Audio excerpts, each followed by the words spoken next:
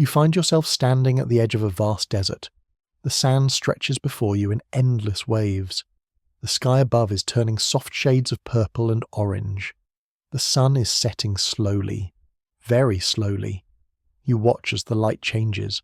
The air is warm against your skin. It is dry. It is gentle. You breathe in. You breathe out.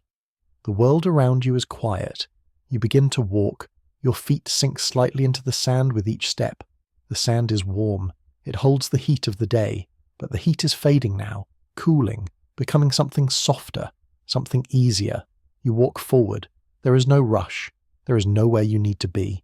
You're simply here, simply walking, simply breathing. In the distance you see shapes, dark shapes against the fading light. They are structures, ancient structures. They rise from the sand like forgotten memories. Like dreams half remembered. You walk toward them, slowly, one step at a time. The sand whispers beneath your feet. The air moves gently around you. You are calm. You are at peace. These structures are tombs. Old tombs. Tombs built thousands of years ago.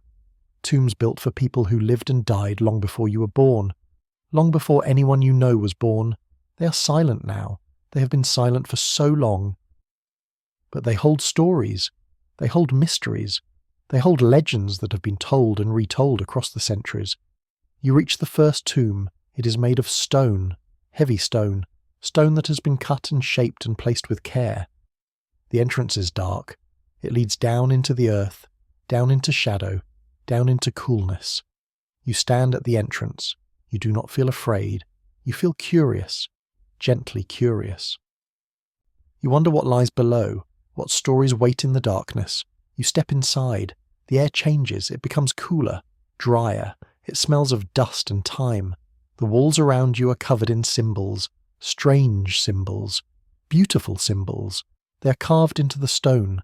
They tell stories, stories of gods and kings, stories of life and death, stories of journeys to other worlds. You run your fingers along the wall. The stone is smooth in some places, rough in others. It feels real, solid, ancient. You walk deeper into the tomb. The light from outside fades, but there is a soft glow here, a gentle glow. It comes from somewhere you cannot quite see. It is enough to show you the way, enough to guide your steps. You move slowly, carefully, respectfully. This is a sacred place, a place of rest, a place of memory. The passage opens into a chamber, a larger space. The ceiling is higher here.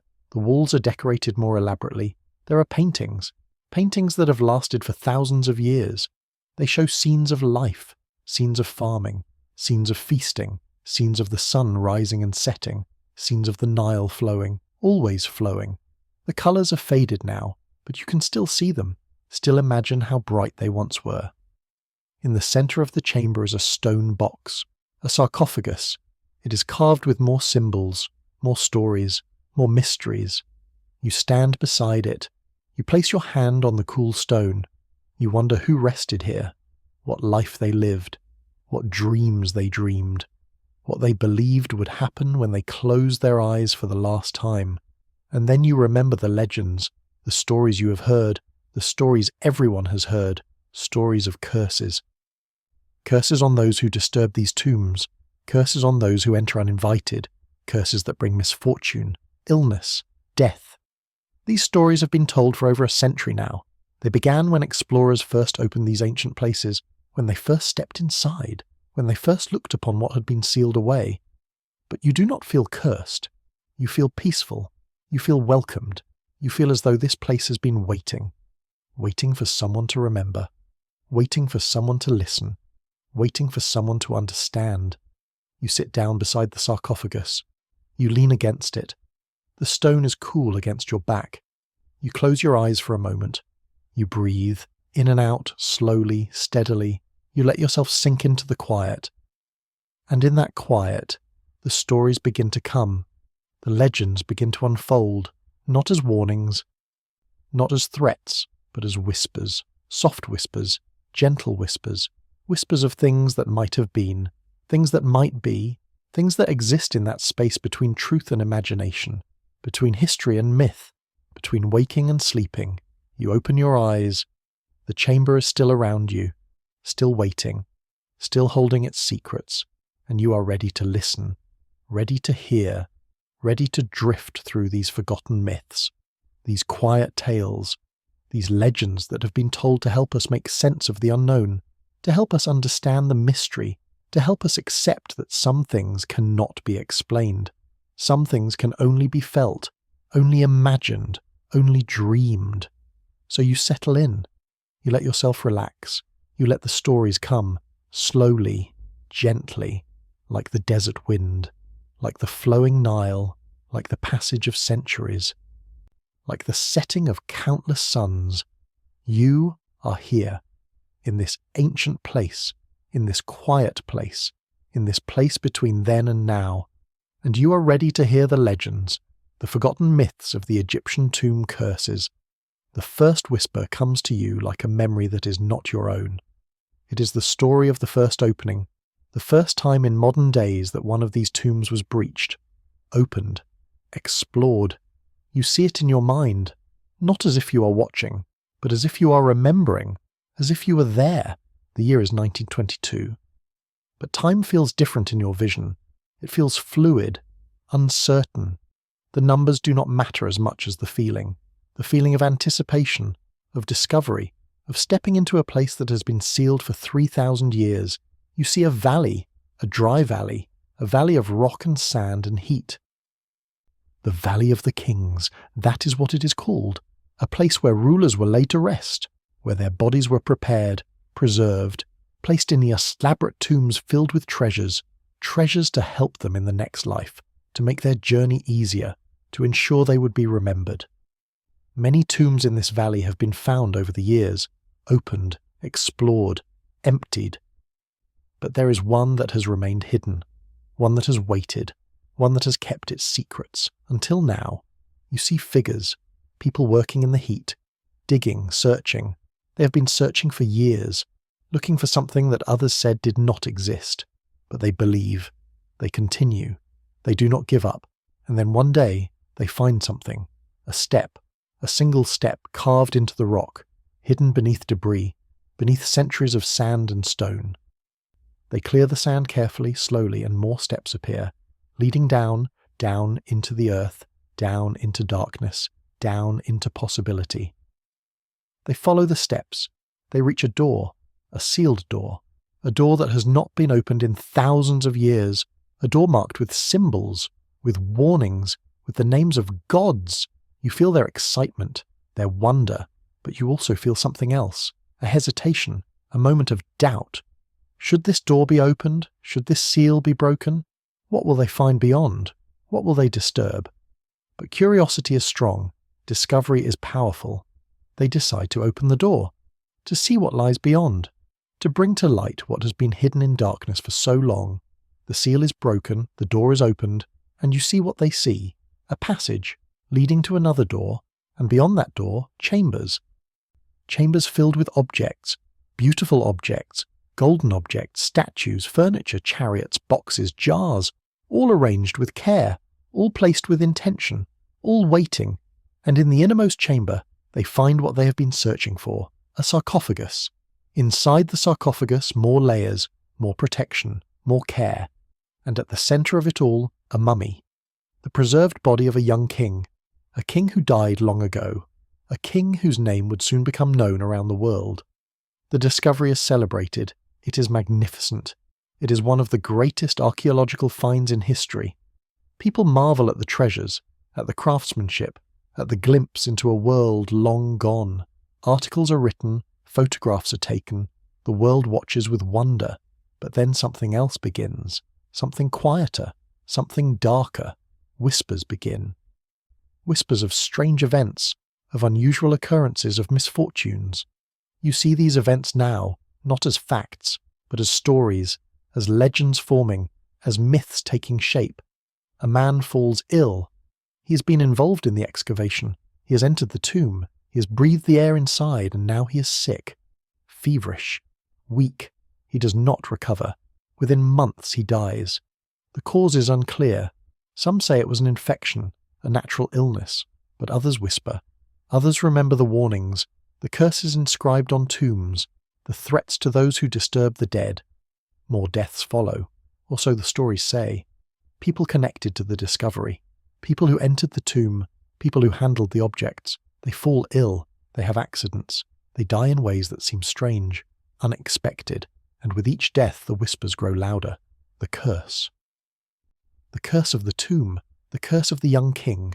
It is real, it is active, it is punishing those who dared to enter, those who dared to disturb, those who dared to look upon what was meant to remain hidden.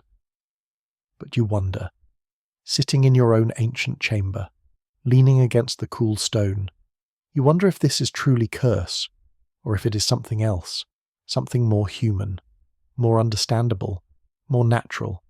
You think about the air inside a sealed tomb, air that has been trapped for thousands of years, air that might contain fungi, bacteria, spores, things that could make a person sick, especially a person from a different time, a different place, a person whose body is not prepared for such things. You think about the age of those who entered. Many were older, many had worked long hours in difficult conditions, in heat, in dust, in stress. Perhaps their deaths were simply the result of age, of exhaustion, of natural causes that would have happened regardless. You think about coincidence, about the way humans see patterns, the way we connect events that may not be connected, the way we create stories to explain the unexplainable, to make sense of tragedy, to find meaning in loss, but still the legend persists. The curse lives on, it grows, it spreads, it becomes part of the story, part of the mystery, part of the allure. People want to believe in it. They want to believe that there are forces beyond our understanding, powers that protect the dead, consequences for those who do not respect the sacred. And perhaps you think that is not entirely wrong. Perhaps there is a truth in the curse, not a supernatural truth, not a magical punishment, but a truth about respect, about understanding, about the need to approach the past with care, with reverence, with acknowledgement that these were real people, real lives, real deaths, not just treasures to be claimed, not just curiosities to be examined, but sacred spaces, sacred memories, sacred rest. You shift slightly against the sarcophagus. The stone is hard but not uncomfortable. You have grown used to it. You feel the weight of time here, the accumulation of years, of centuries, of millennia, and you feel small, in a good way, in a peaceful way. You're just one moment in an endless chain of moments, one breath in an infinite series of breaths. The second whisper comes to you. It is softer than the first, more gentle, more questioning. It is the story of inscriptions, of words carved in stone, of warnings written in languages long dead. You see them in your mind, these inscriptions, these carvings. You see them on tomb walls, on temple entrances, on the seals of doorways.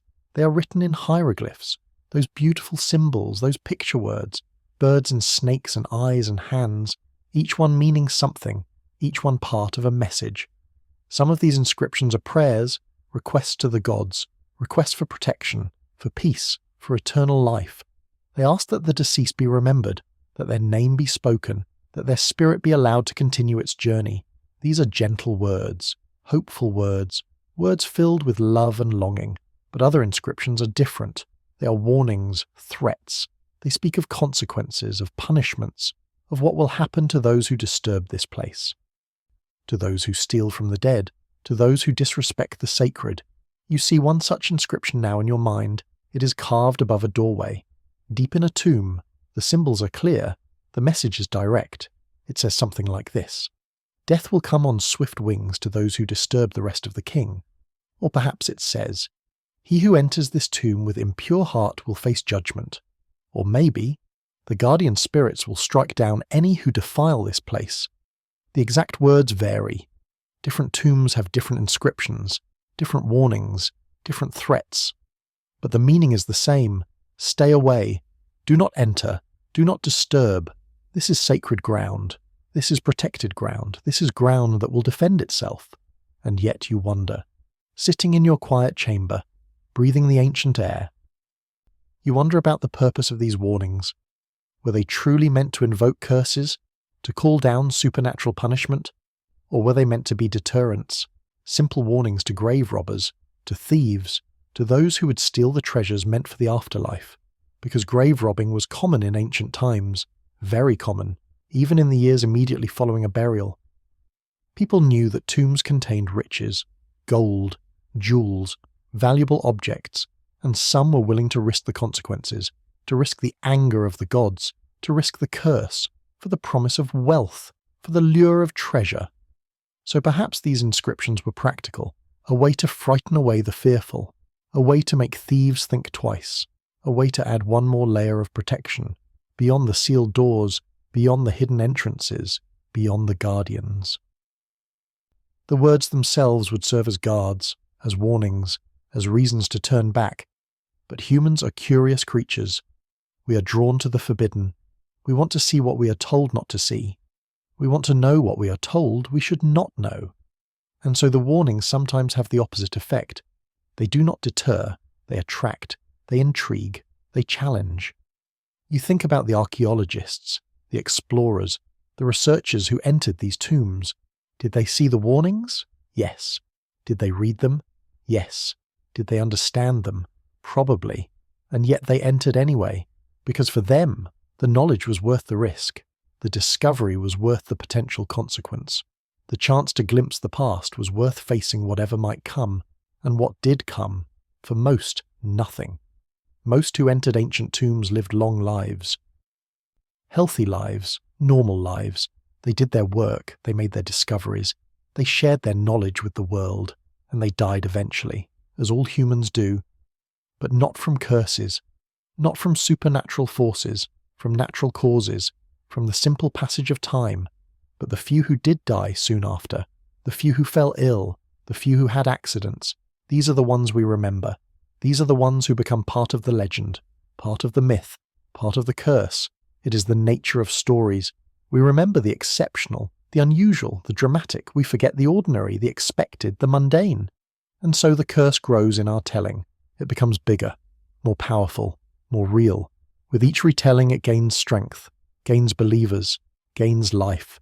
You open your eyes, you look around the chamber where you sit. You see the paintings on the walls, faded but still visible. You see the symbols carved into the stone, worn but still legible. You see the sarcophagus beside you, silent but still present. And you do not feel threatened. You do not feel in danger. You feel welcomed.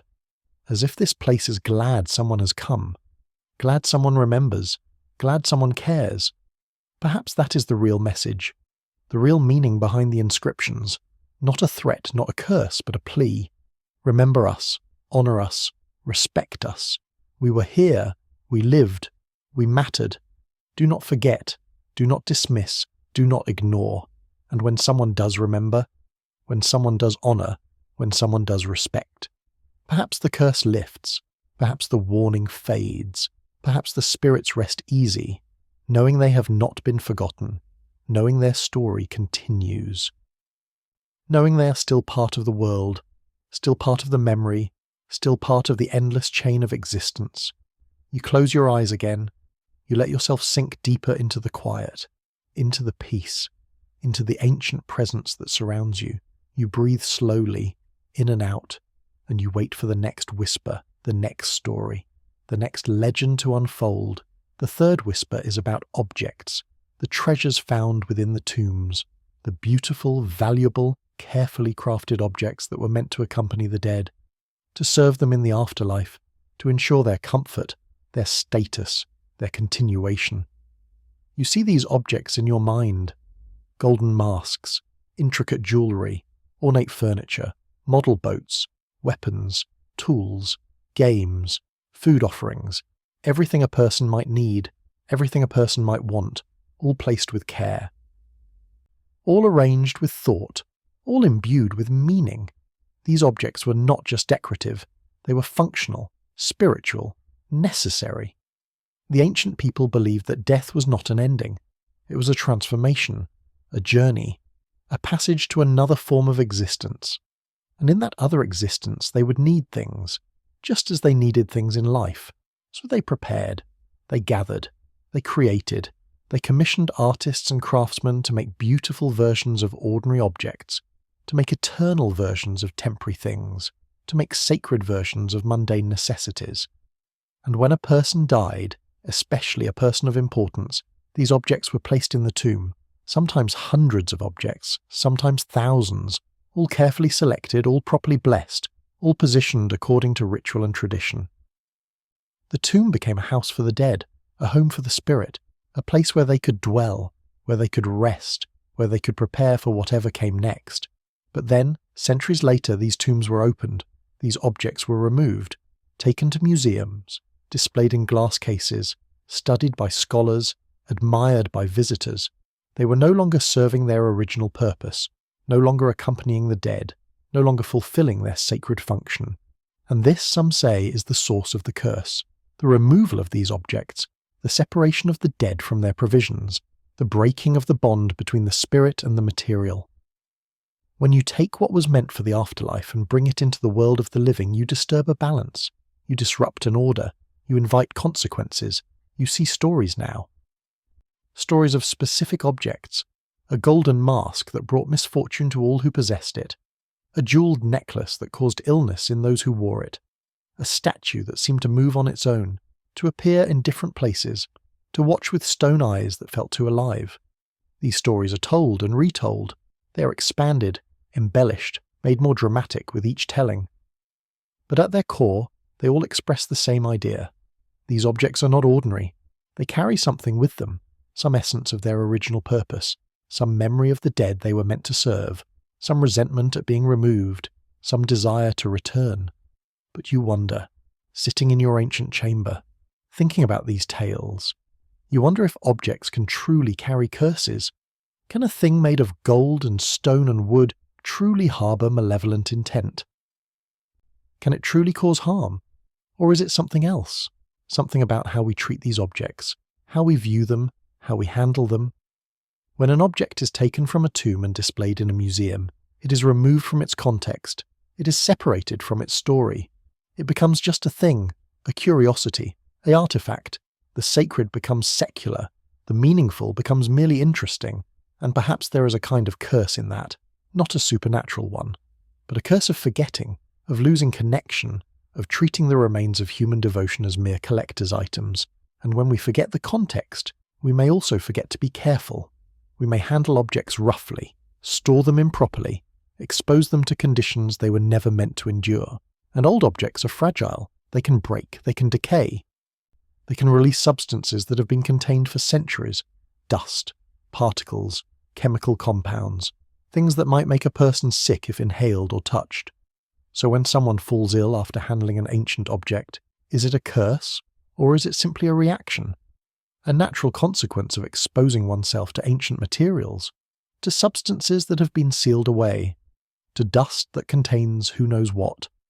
The truth is probably less dramatic than the legend, but less dramatic does not mean less important, because the truth reminds us to be careful, to be respectful, to handle these objects with the care they deserve, not because they will curse us if we do not, but because they represent something sacred, something human, something that connects us to people who lived and loved and hoped and feared thousands of years ago.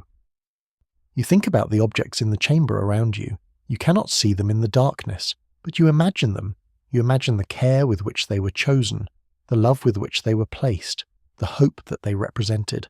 Hope that the person buried here would be okay, would continue, would not be forgotten. And sitting here, remembering, thinking about them, you are fulfilling that hope in a way. You are remembering, you are considering, you are acknowledging that they were here, that they mattered, that their beliefs and their rituals and their love deserve to be recognized, even now, even thousands of years later. Perhaps that is the opposite of a curse. Perhaps that is a blessing, the blessing of being remembered, of having someone care, of having your story told, even if the story has become mixed with legend. Even if the facts have blurred into myth, even if the truth has been embroidered with imagination. Because in the end, is it not better to be remembered inaccurately than to be forgotten completely? Is it not better to have your name spoken, even in the context of a curse, than to have your name lost to time? Is it not better to have people curious about you, wondering about you, telling stories about you, than to have no trace of your existence remain? You smile slightly in the darkness. These are strange thoughts, but comforting ones. You let them settle, let them become part of the quiet, part of the peace, part of the slow drift towards sleep. The fourth whisper comes like a soft breeze. It is about the protectors, the guardians, the spirits and gods said to watch over the tombs, to defend the dead, to punish the violators. In ancient belief, death was not a solitary journey. The deceased did not travel alone. They were accompanied, guided, protected by gods, by spirits, by forces beyond mortal understanding.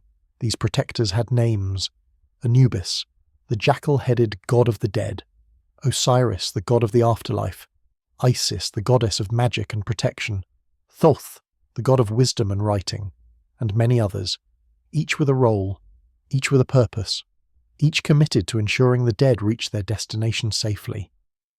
But these protectors also had another function. They guarded the tombs. They watched over the resting places. They ensured that the dead were not disturbed, that their rest was not broken, that their journey was not interrupted, and if someone did disturb a tomb, if someone entered without permission, if someone stole what was meant for the dead, then the protectors would act, they would punish, they would curse, they would bring misfortune and death to the transgressor. This was the belief, this was the understanding, this was what gave power to the inscriptions, what made the warnings serious, what made people think twice before violating a tomb. But you wonder, lying here in the cool darkness, breathing slowly, you wonder about these protectors. Do they exist? Are they real? Are they watching even now? You do not feel watched. You do not feel threatened. You feel alone, but not lonely. You feel peaceful, but not vulnerable. You feel surrounded by presence, but not by judgment. Perhaps the protectors, if they exist, are not what we imagine. Perhaps they are not fierce warriors ready to strike down intruders. Perhaps they are gentle guardians, patient watchers. Beings who understand that time changes things, that beliefs shift, that what was once sacred may be forgotten, and that the best they can do is wait and watch and hope that someone someday will remember with respect. Or perhaps the protectors are not beings at all. Perhaps they are simply the natural consequences of our actions, the inevitable results of disturbing what should be left alone, the practical outcomes of entering sealed spaces, of handling ancient materials, of exposing ourselves to environments we are not prepared for. When someone enters a tomb and falls ill, is it Anubis striking them down, or is it bacteria? When someone who disturbs a burial site has an accident, is it the curse of Osiris, or is it coincidence? When misfortune follows an excavation, is it the wrath of Isis? Or is it the guilt and anxiety of knowing you have done something that feels wrong? The mind is powerful. The human psyche is capable of creating physical symptoms from psychological stress. If you believe you are cursed, truly believe it, your body may respond. You may become ill, you may have accidents, you may experience misfortune, not because a god has cursed you, but because you have cursed yourself, with belief, with fear, with expectation. This too is a kind of protection, a kind of guardian.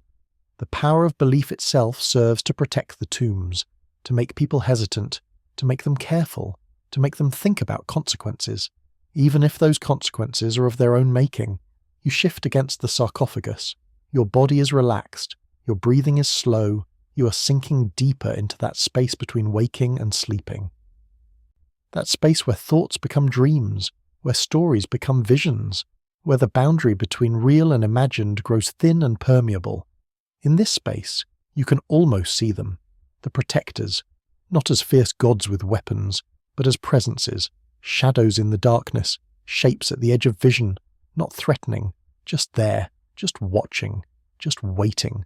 They do not speak, they do not move, they simply exist, as this place exists, as the tombs exist, as the memory of the dead exists, constant, unchanging, eternal. And you realize that this is their true power, not the ability to curse, not the ability to punish, but the ability to persist, to remain, to outlast. They have been here for thousands of years.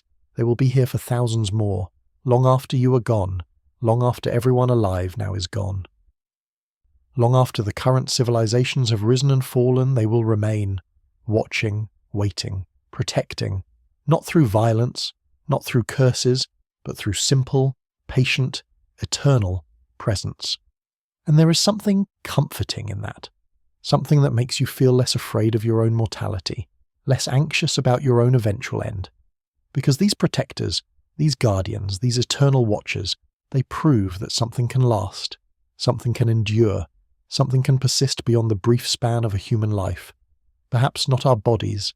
Those decay, those return to dust, those feed the earth and become part of the cycle, but something, some essence, some memory, some trace, that can last, that can be remembered, that can be honoured, even thousands of years later. Even in the form of legends and myths and stories told to help people sleep, you close your eyes fully now, you let your body relax completely, you feel yourself sinking, not physically, but mentally, emotionally, spiritually, sinking into the ancient peace of this place, into the quiet acceptance of time, into the gentle rhythm of existence that continues regardless of individual lives, regardless of individual deaths, regardless of individual fears or hopes or dreams.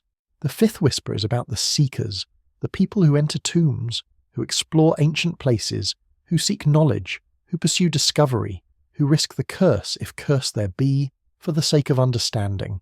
You see them in your mind, archaeologists, historians, researchers, adventurers, some driven by academic curiosity, some by the desire for fame, some by the lure of treasure, some by simple fascination, but all united by one thing, the willingness to enter, to explore, to disturb, to see what has been hidden.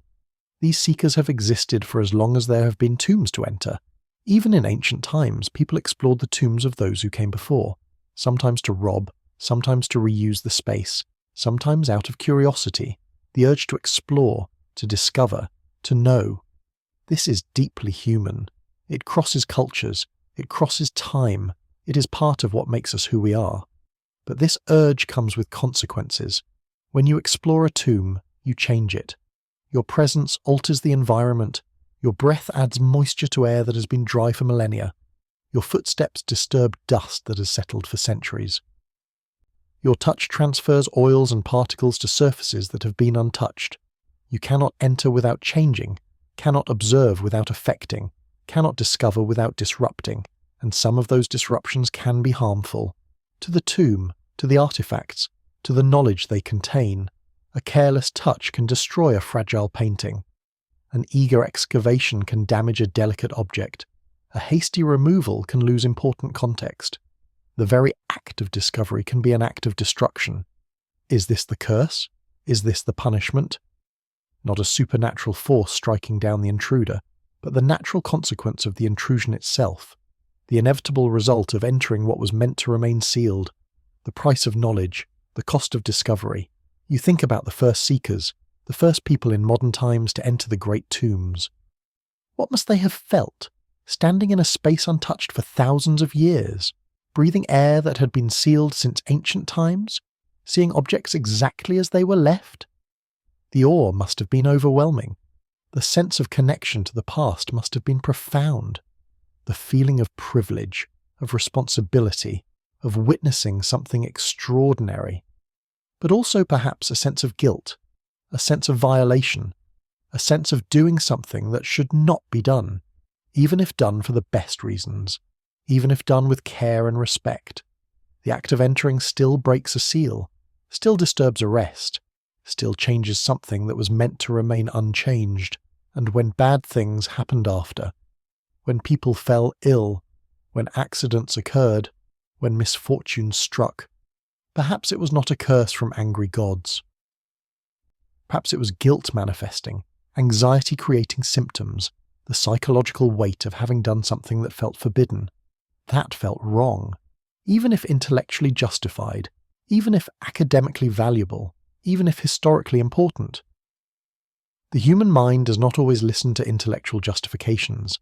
The human heart does not always accept rational explanations. Sometimes we feel things that we cannot explain. Sometimes we know things that we cannot prove. Sometimes we carry burdens that we cannot articulate, and perhaps the curse is that burden, the weight of having seen what should not be seen, of having touched what should not be touched, of having known what should not be known. It is a weight that some can carry easily, but others find crushing. Some can set it down, but others carry it always. Some can rationalize it away, but others let it consume them. You wonder about this, lying in your ancient chamber, feeling the weight of stone around you, the weight of time, the weight of all the lives that have been lived and lost. Do you feel guilty for being here, for imagining yourself in this space, for thinking these thoughts, for telling these stories? No, you do not feel guilty. You feel honored. You feel grateful. You feel connected, not as a violator, but as a visitor, not as a thief, but as a student, not as an intruder, but as someone who cares, who wants to understand, who seeks not to take, but to know, not to possess, but to appreciate, not to disturb, but to honor. And perhaps that is the difference between those who are cursed and those who are not a difference in supernatural protection or lack thereof, but a difference in approach, in attitude, in intention. Those who enter with respect, who handle with care, who seek to preserve and protect and understand, they are not cursed, they are blessed, blessed with knowledge, with connection, with the privilege of glimpsing the past. But those who enter with greed, who handle with carelessness, who seek only to take and possess and profit, perhaps they do suffer consequences, not from angry gods, but from their own actions, from their own choices, from the natural results of disrespect and carelessness. The curse, then, is not external, it is internal. It is what we bring with us, what we carry inside, what we allow to affect us. It is the voice of our own conscience, the weight of our own guilt, the manifestation of our own fears, and the protection against the curse is also internal. It is respect, care, humility, gratitude, the recognition that we are visitors in sacred spaces, that we are witnesses to sacred stories, that we have a responsibility to honor what we encounter, to protect what we discover, to share what we learn with reverence and truth. You breathe deeply. The air in the chamber is cool and dry. It tastes of stone and time. You let it fill your lungs. Let it nourish your body. Let it calm your mind. You are here, in this moment, in this space, in this story.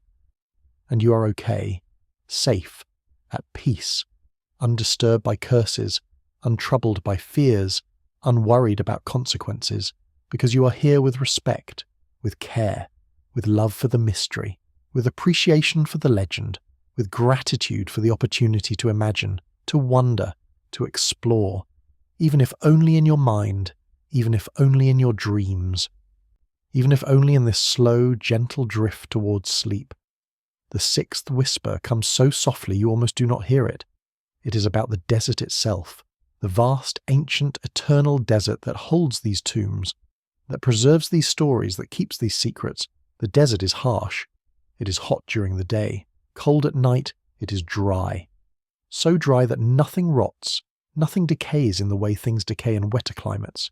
The desert preserves, it mummifies, it keeps things as they were, frozen in time by the absence of moisture, by the presence of sand, by the constancy of conditions.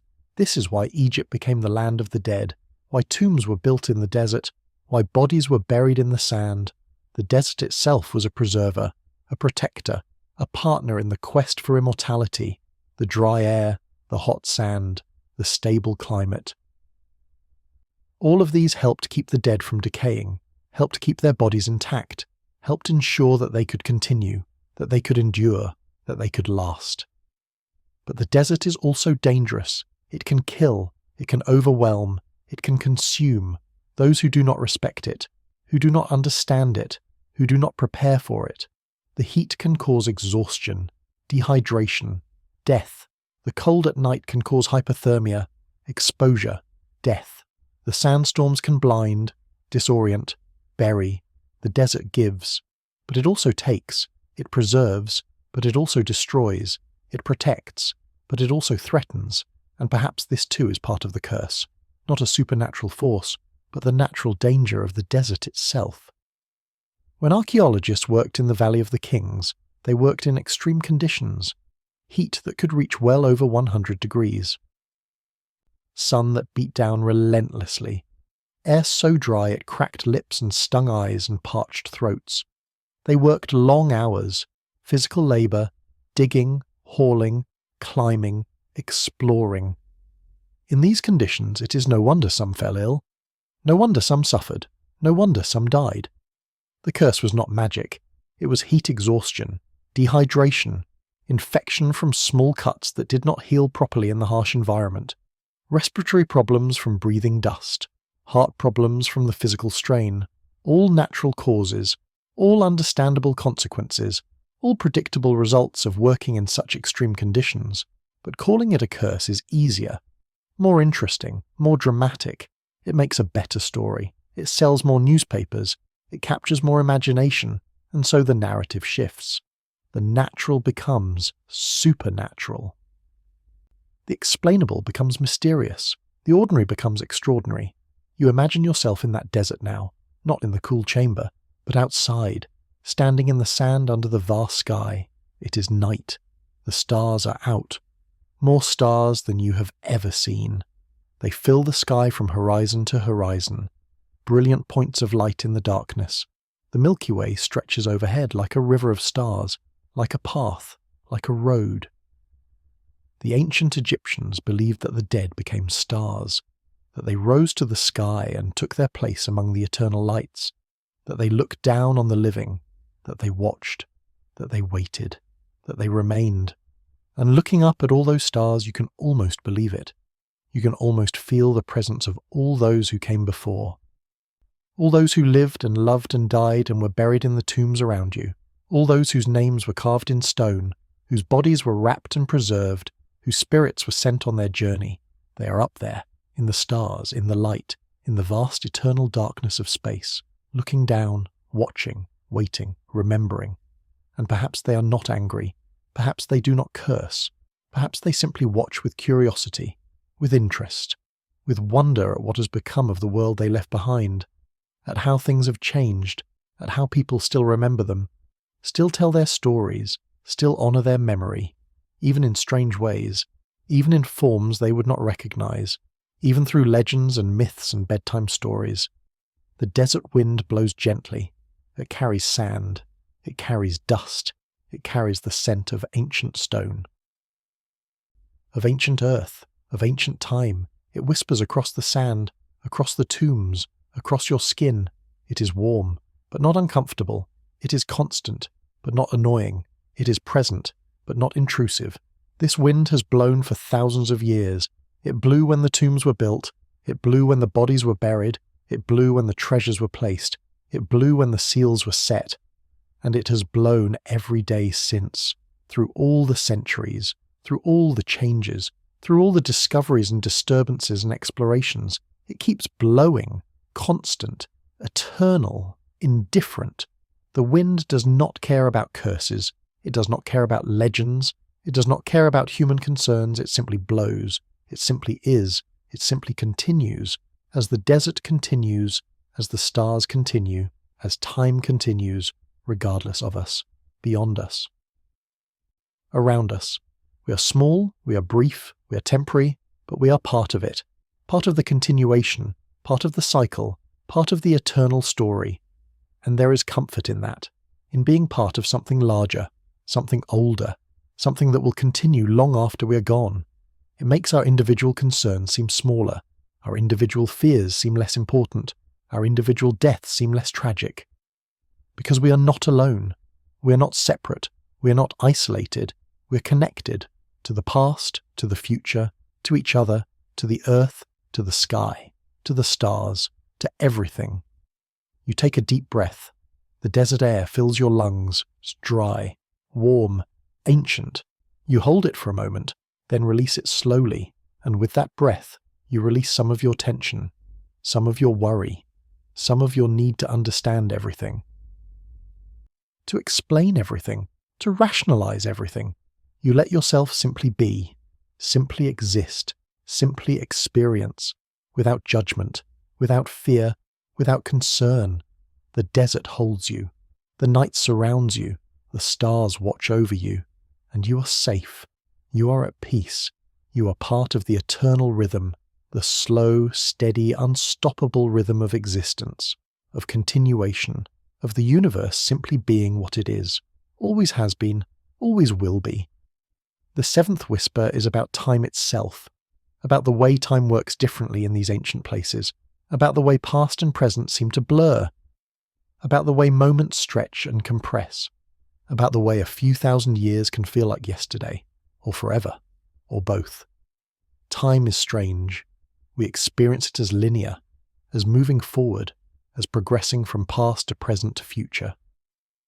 Moment following moment, day following day, year following year, we age, we change, we move through time like travellers on a road, always going forward, never able to go back, never able to stop. But in places like this, time feels different, less linear, more circular, more fluid. The tombs were built thousands of years ago, but they are still here, still standing, still present. The people who built them are long dead, but their work remains, their intention remains, their hope remains. Past and present exist together, occupying the same space, inhabiting the same stones, sharing the same air. When you stand in an ancient tomb, you're not just in the present moment, you're also in the moment when it was built, when it was sealed, when it was opened. All these moments exist together, layered, overlapping, simultaneous. Time is not a line here, it is a spiral. It curves back on itself, it touches its own past, it creates loops and connections and resonances, and perhaps this is part of the curse, this distortion of time. When you enter a tomb, you step outside normal time. You enter a space where centuries mean nothing, where millennia compress, where ancient and modern exist side by side, and this can be disorienting, disturbing, difficult to process. The human mind is not designed to experience time this way. We need the structure of linearity, the comfort of progression, the certainty of forward movement. When that structure breaks down, when time becomes fluid and strange, we can become unmoored, confused, anxious, and anxiety can manifest as physical symptoms, as illness, as misfortune, as all the things attributed to curses. Not because a god has struck us down, but because our minds cannot cope with the temporal distortion, cannot adjust to the timelessness, cannot reconcile the presence of such age with our own brief existence. You feel this now, lying in your ancient chamber. Time has lost its meaning. You do not know how long you have been here. Minutes, hours, days, it does not matter. It is all the same, all one moment, one eternal present that contains all past and all future. You are here now, but you were also here 3,000 years ago, and here 3,000 years from now. All the same, all simultaneous, all true, and it does not frighten you, it soothes you. Because if time is not linear, if past and future can exist in the present, then death is not an ending. It is simply another moment, another point on the spiral. Another layer in the eternal now. You will die someday. Your body will cease. But in some sense, you already have. In some sense, you have always been dead. Just as you have always been alive. Just as you are always being born. Always growing. Always changing. Always continuing. The ancient Egyptians understood this. Their conception of time was not like ours. They did not see history as a progression, as a movement towards something better. They saw time as cyclical, as repeating, as eternal return. The sun rose and set, forever. The Nile flooded and receded, forever. Life and death and rebirth, forever. Nothing truly ended. Everything continued. Everything returned. Everything persisted in new forms, and their tombs reflect this understanding. They are not endpoints, not final resting places.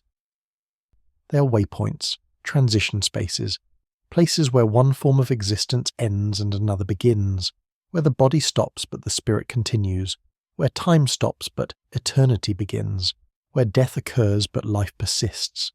This is why they fill the tombs with objects for the afterlife, why they preserved the bodies, why they wrote spells and prayers on the walls, because death was not the end. It was a transformation, a metamorphosis, a change in state, from solid to vapour, from flesh to spirit, from mortal to eternal, and the tomb was the chrysalis, the container, the protected space where this transformation could occur safely. So when we open these tombs, we are not just opening sealed rooms, we are opening transformation chambers, we are interrupting a process, we are disturbing a metamorphosis. And perhaps that is the true source of the curse, not that we have angered the dead, but that we have interrupted them, stopped them mid-transformation, frozen them in a state between life and death, between mortal and eternal, between then and now, and being stuck in that in-between space, that liminal state, that threshold that is neither here nor there, that can be uncomfortable, disorienting, distressing, for the dead, if they are aware, and for the living who encounter them. We too become stuck in the in-between, neither fully in our time nor fully in theirs, neither fully alive to the present nor fully connected to the past, neither fully ourselves nor fully other. This liminality, this threshold existence, this state of being between, it can manifest as what we call curse, the unease, the discomfort, the sense that something is wrong, not specific, not definable, just wrong. And this wrongness follows us, affects us, manifests as illness or accident or misfortune, because we have taken the in-between with us. We have carried the threshold into our normal world. We have brought the liminal into the linear, and the two do not mix well.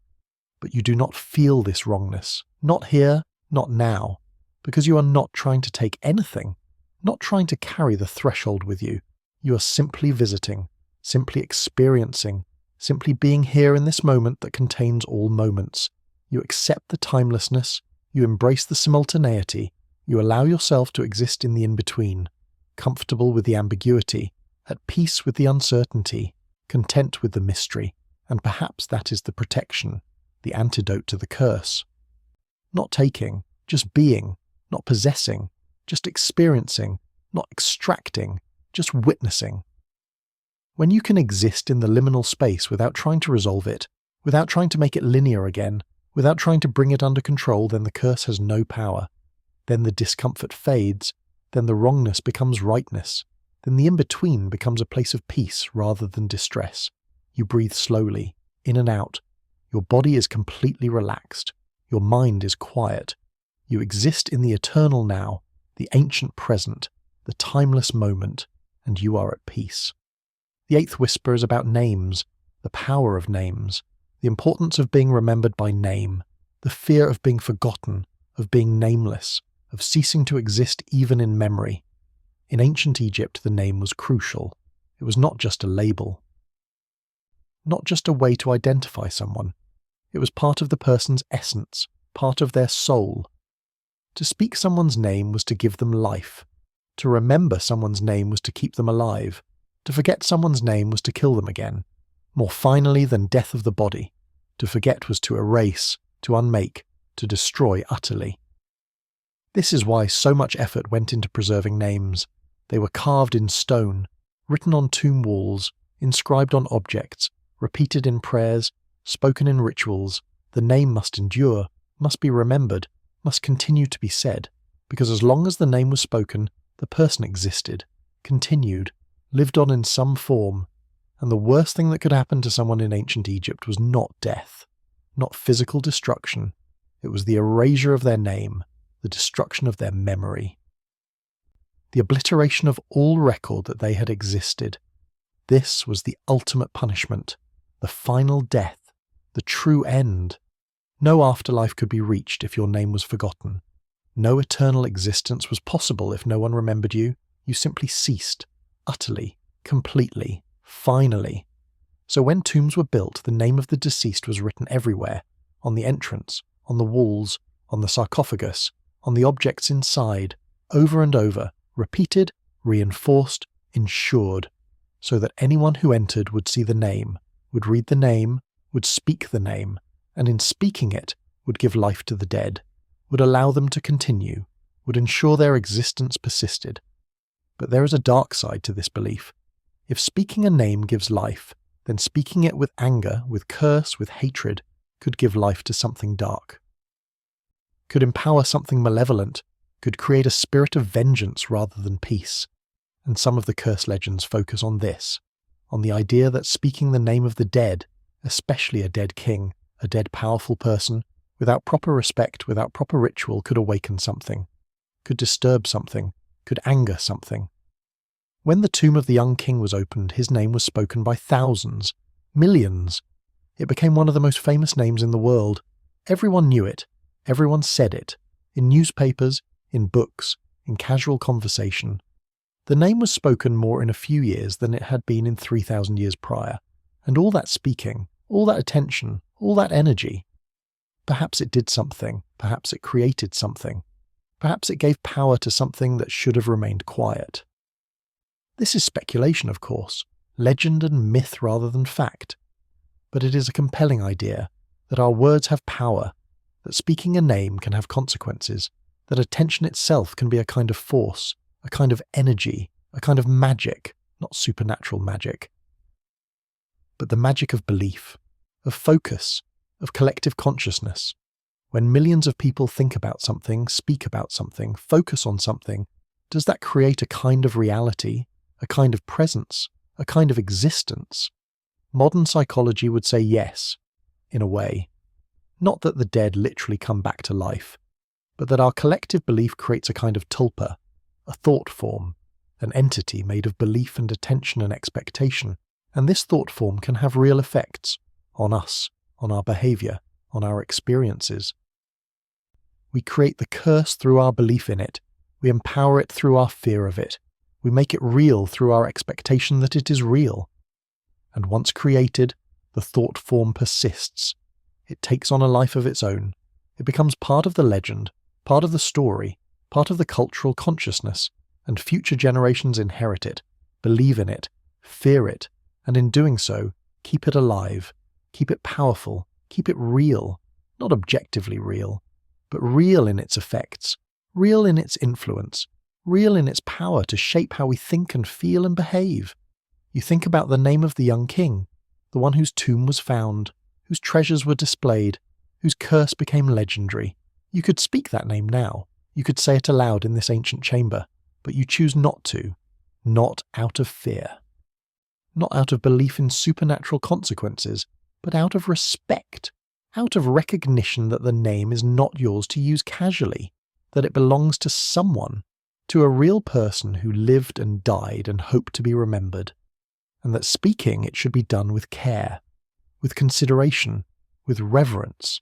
There is power in restraint, in choosing not to speak, in holding silence.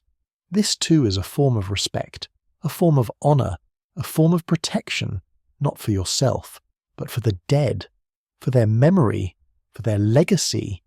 You protect their name by not using it casually, by not treating it as just a word, by recognizing that it represents a life, a person, a sacred memory.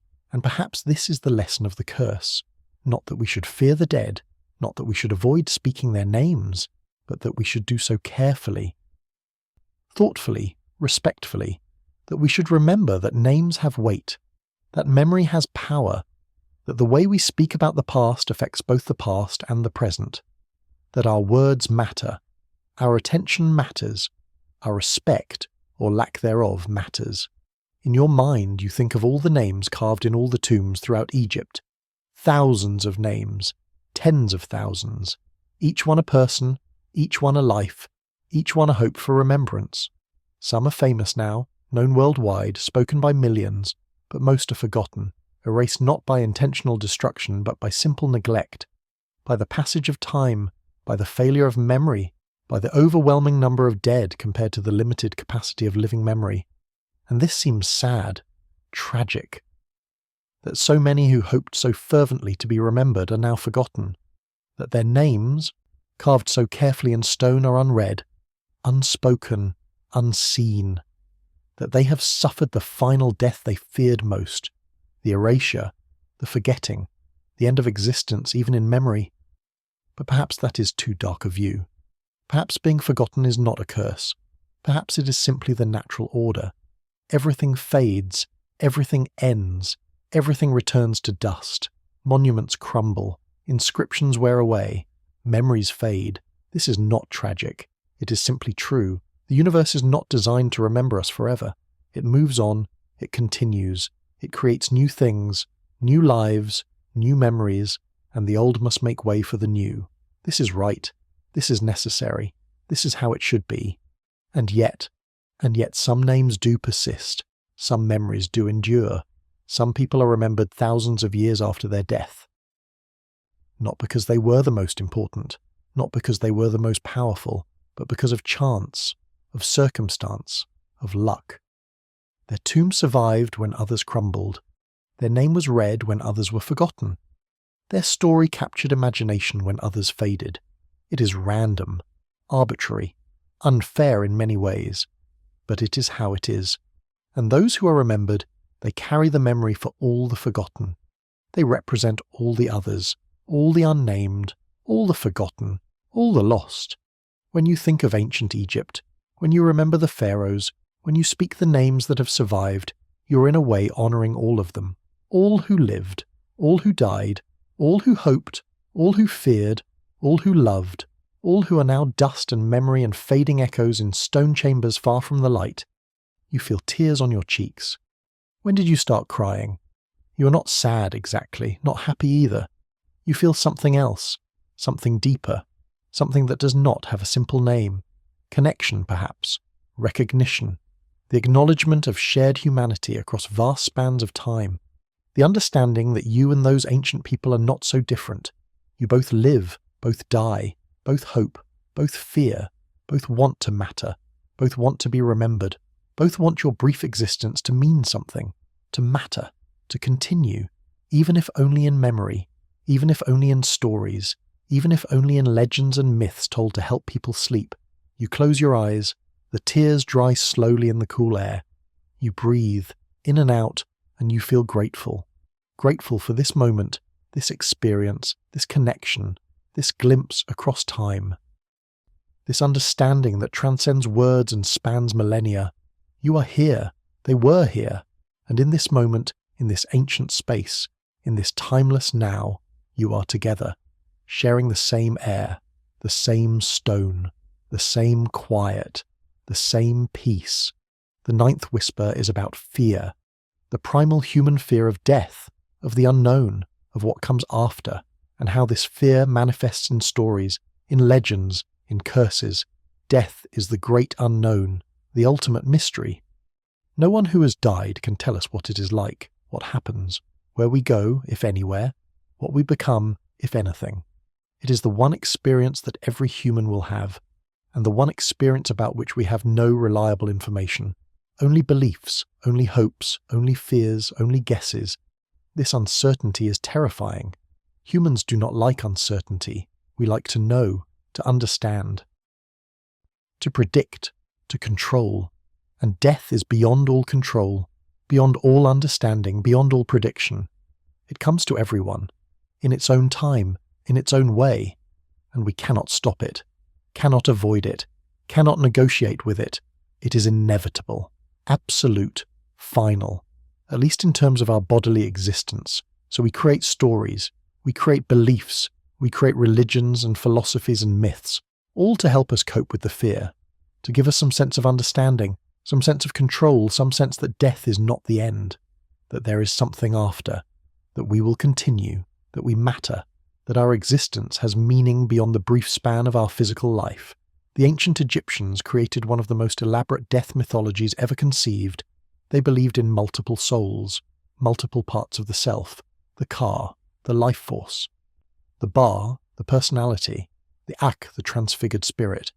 Each had its own role, its own journey, its own destination.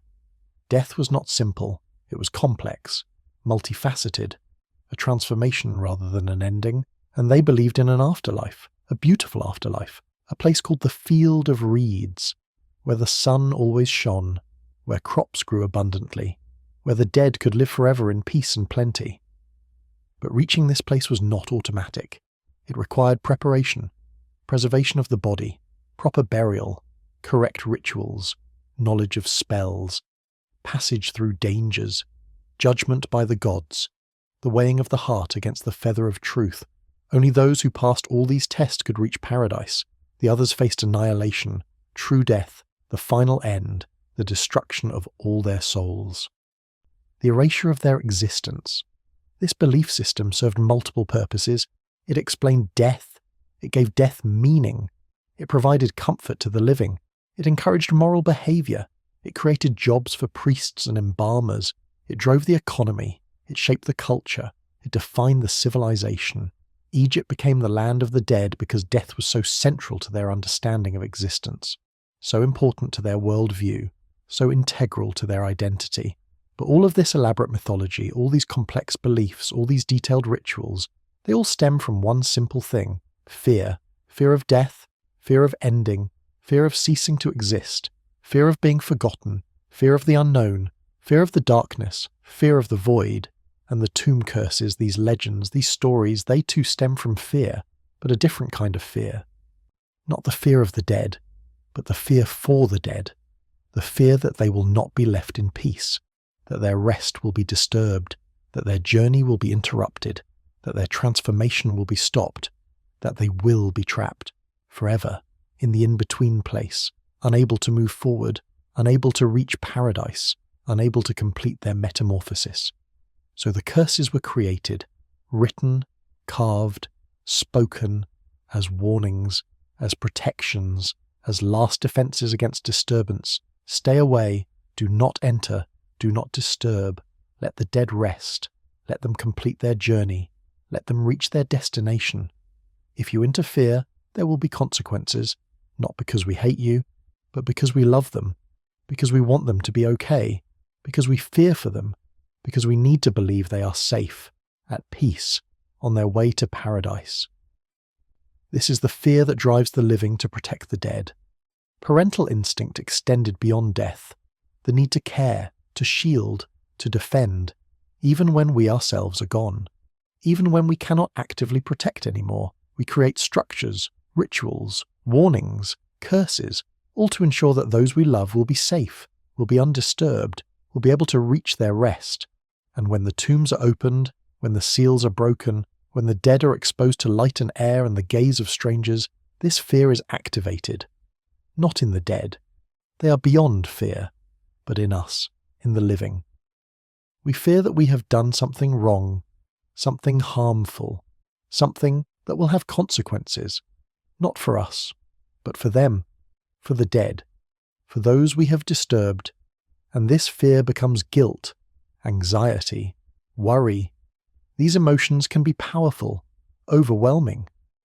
They can manifest physically, as illness, as exhaustion, as weakened immune response, as carelessness that leads to accidents, as stress that causes heart problems, as anxiety that causes insomnia, as guilt that causes depression, all natural, all explainable, all understandable, but all attributed to curse, because curse is easier to understand than complex psychology. You feel this now, this understanding, this recognition of fear as the root of so much.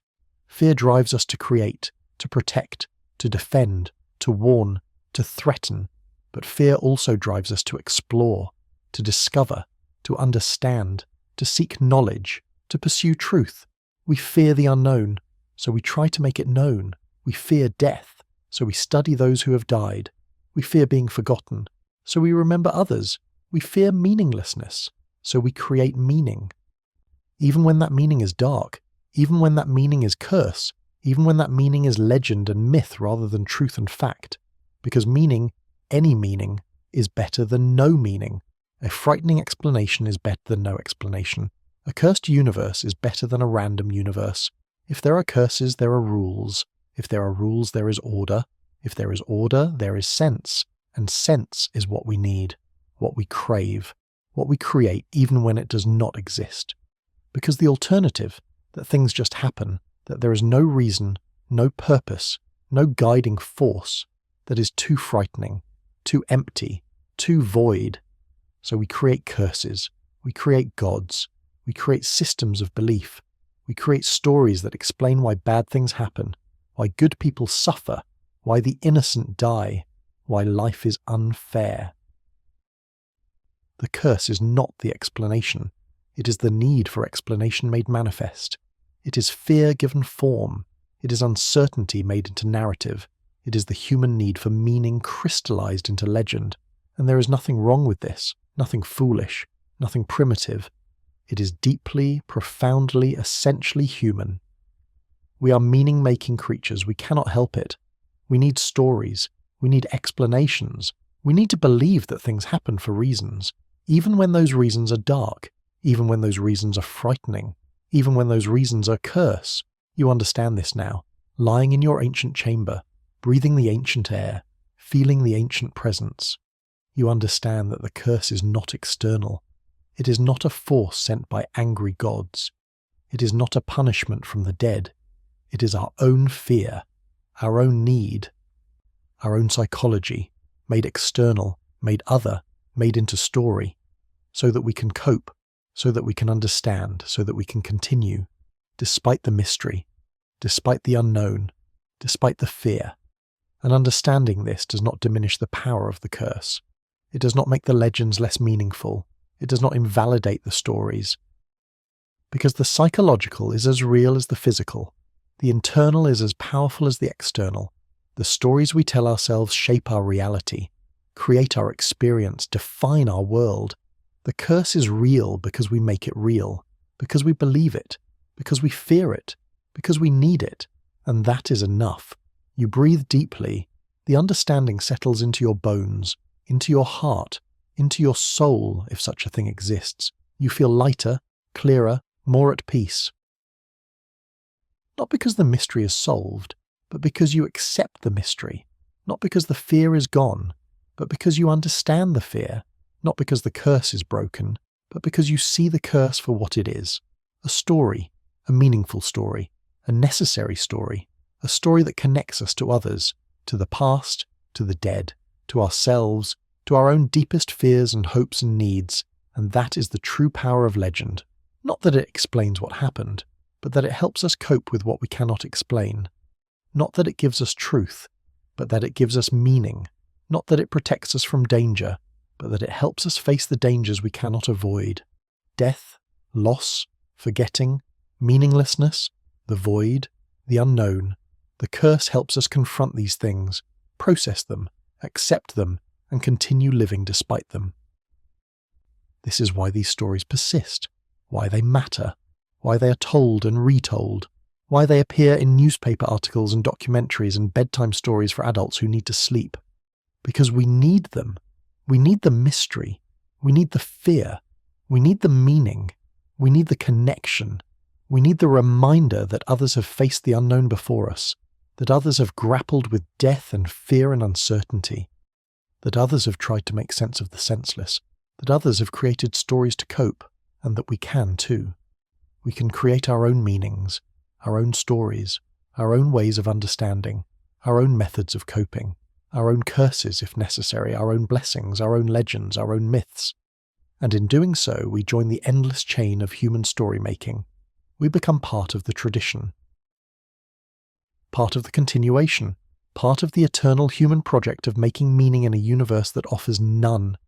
We honour those who came before, we provide for those who come after, we exist in the present moment connected to all moments, all people, all fears, all hopes, all stories, all meanings, all curses, all blessings, all legends, all truths. The 10th whisper is about silence, the deep, profound, absolute silence of the tomb, the silence of death, the silence of time, the silence of stone and sand and dry air, the silence that is not absence of sound, but presence of peace. You become aware of the silence now. Have been aware of it all along, perhaps, but now you notice it consciously. There is no sound, no wind because you are deep underground, no birds because you are far from the entrance, no voices because you are alone.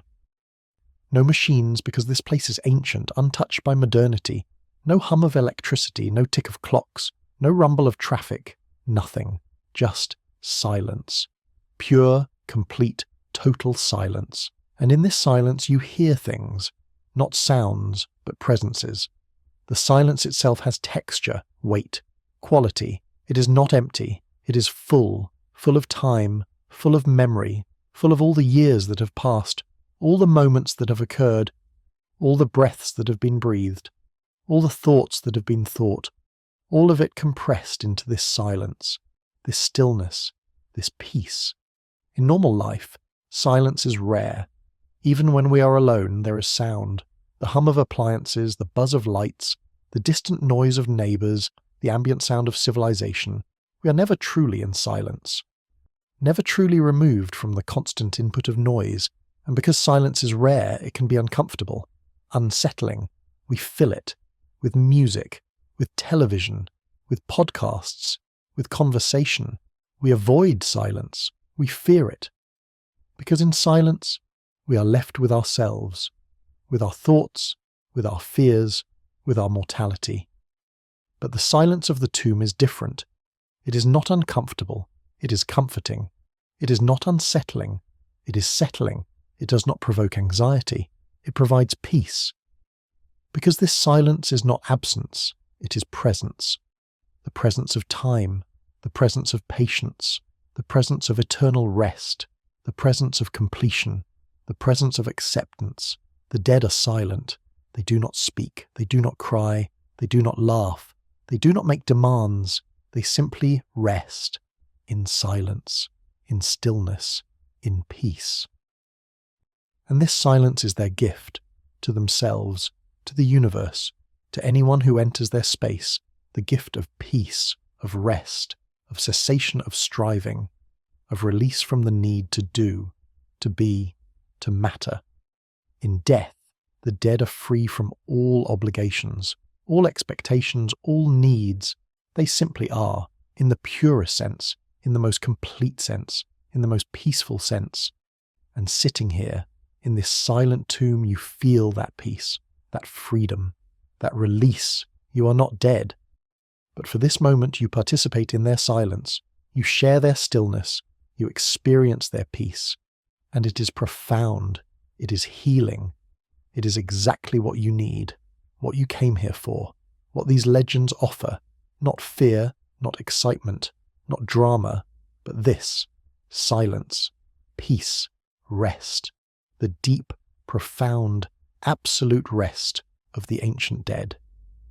This is why people listen to these stories to sleep, not for the curse, not for the mystery, not for the fear, but for this, the silence beneath the words, the peace beneath the story, the rest beneath the legend.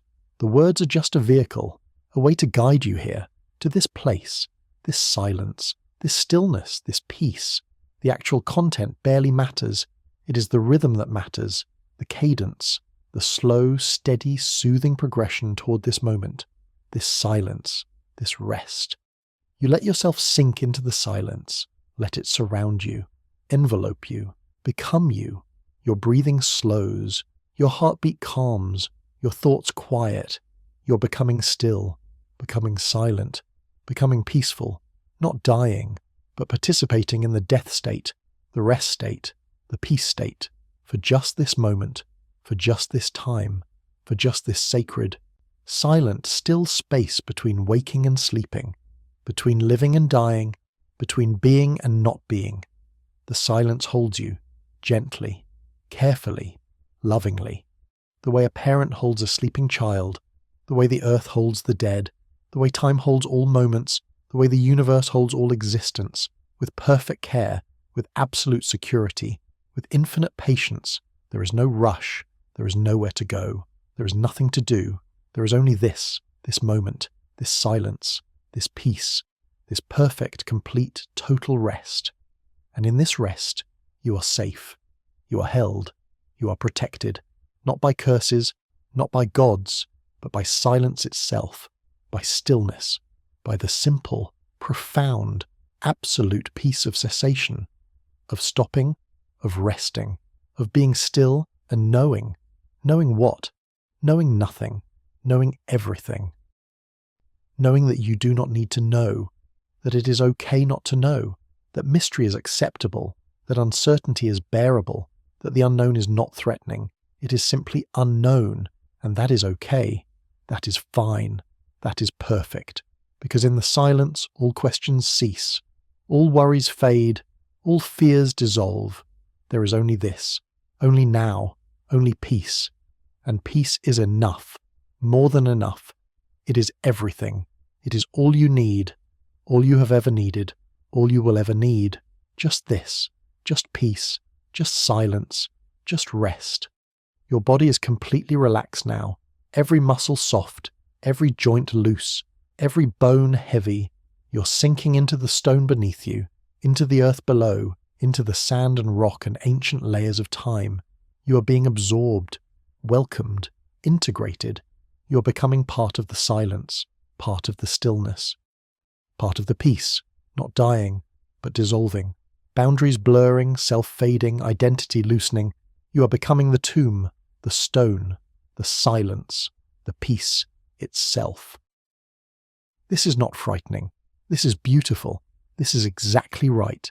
This is what you came for, what you needed, what you have always needed, to let go, to release, to stop struggling, to stop striving, to stop trying so hard to be, to matter, to continue, to just rest, to just be still, to just exist in the simple, pure, perfect state of silence, of peace, of rest. The tomb holds you, time holds you, silence holds you, and you are safe, so held, so loved by the universe itself, by existence, by the simple fact of being here, now, in this moment, in this place, in this sacred, ancient, eternal space of rest and peace and silence. You breathe, so slowly, so gently, so quietly. Each breath longer than the last, each breath deeper, each breath more peaceful. In, out, slower, deeper, calmer, until you are barely breathing at all, until you're almost still, almost silent, almost at complete rest. And in this almost rest, this threshold state, this space between waking and sleeping, between living and dreaming, between being and not being, you find what you have been seeking all along. Not answers, not explanations, not understanding, but peace. Simple, profound, absolute peace.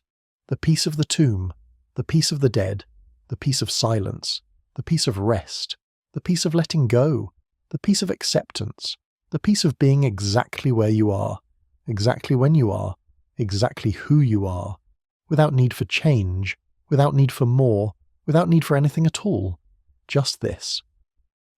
Just now, just peace. And the curse? There is no curse. There never was. There is only this silence, this peace, this perfect, complete, total rest. This is the truth the tombs hold. This is the secret the dead keep. This is the wisdom of the ancient ones. Not warning, not threat, not punishment, but gift. The gift of silence, the gift of stillness, the gift of peace, the gift of rest, given freely, given fully, given eternally, to anyone who enters, to anyone who listens, to anyone who is willing to be still, to be quiet, to be at peace. You receive this gift now. You accept it. You welcome it. You become it. You are the silence. You are the stillness. You are the peace. You are the rest. And it is enough. It is perfect. It is everything. It is all.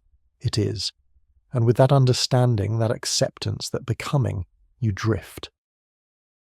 Gently, slowly, peacefully, into the deep, profound, absolute rest, into sleep, into dreams, into the space beyond words, beyond thoughts, beyond consciousness, into pure existence, pure being, pure peace. The curse was always a blessing. The fear was always safety. The tomb was always a cradle. The death was always rest. The silence was always song. The stillness was always dance. The darkness was always light. The ending was always beginning. The loss was always finding. The forgetting was always remembering. The curse was always love. The ancient ones loved you enough to create this space, this peace, this rest, for themselves, for you, for all who would come after, for all who would enter, for all who would listen, for all who would remember, for all who would honor, for all who would respect, for all who would simply be still and know that they are safe, know that they are held, know that they are loved, know that they are welcomed, know that they can rest, know that they can let go, know that they can be at peace. And you know this now. You understand, you accept, You rest, you sleep, you dream, you are, you are, you are. The 11th whisper comes from even deeper in the silence.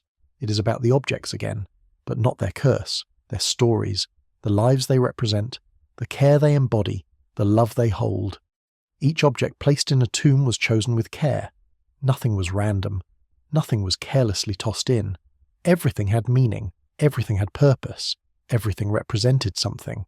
A wish, a hope, a need, a memory, a love. Furniture was placed so the dead would have comfort, somewhere to sit, somewhere to sleep, somewhere to rest during the long journey.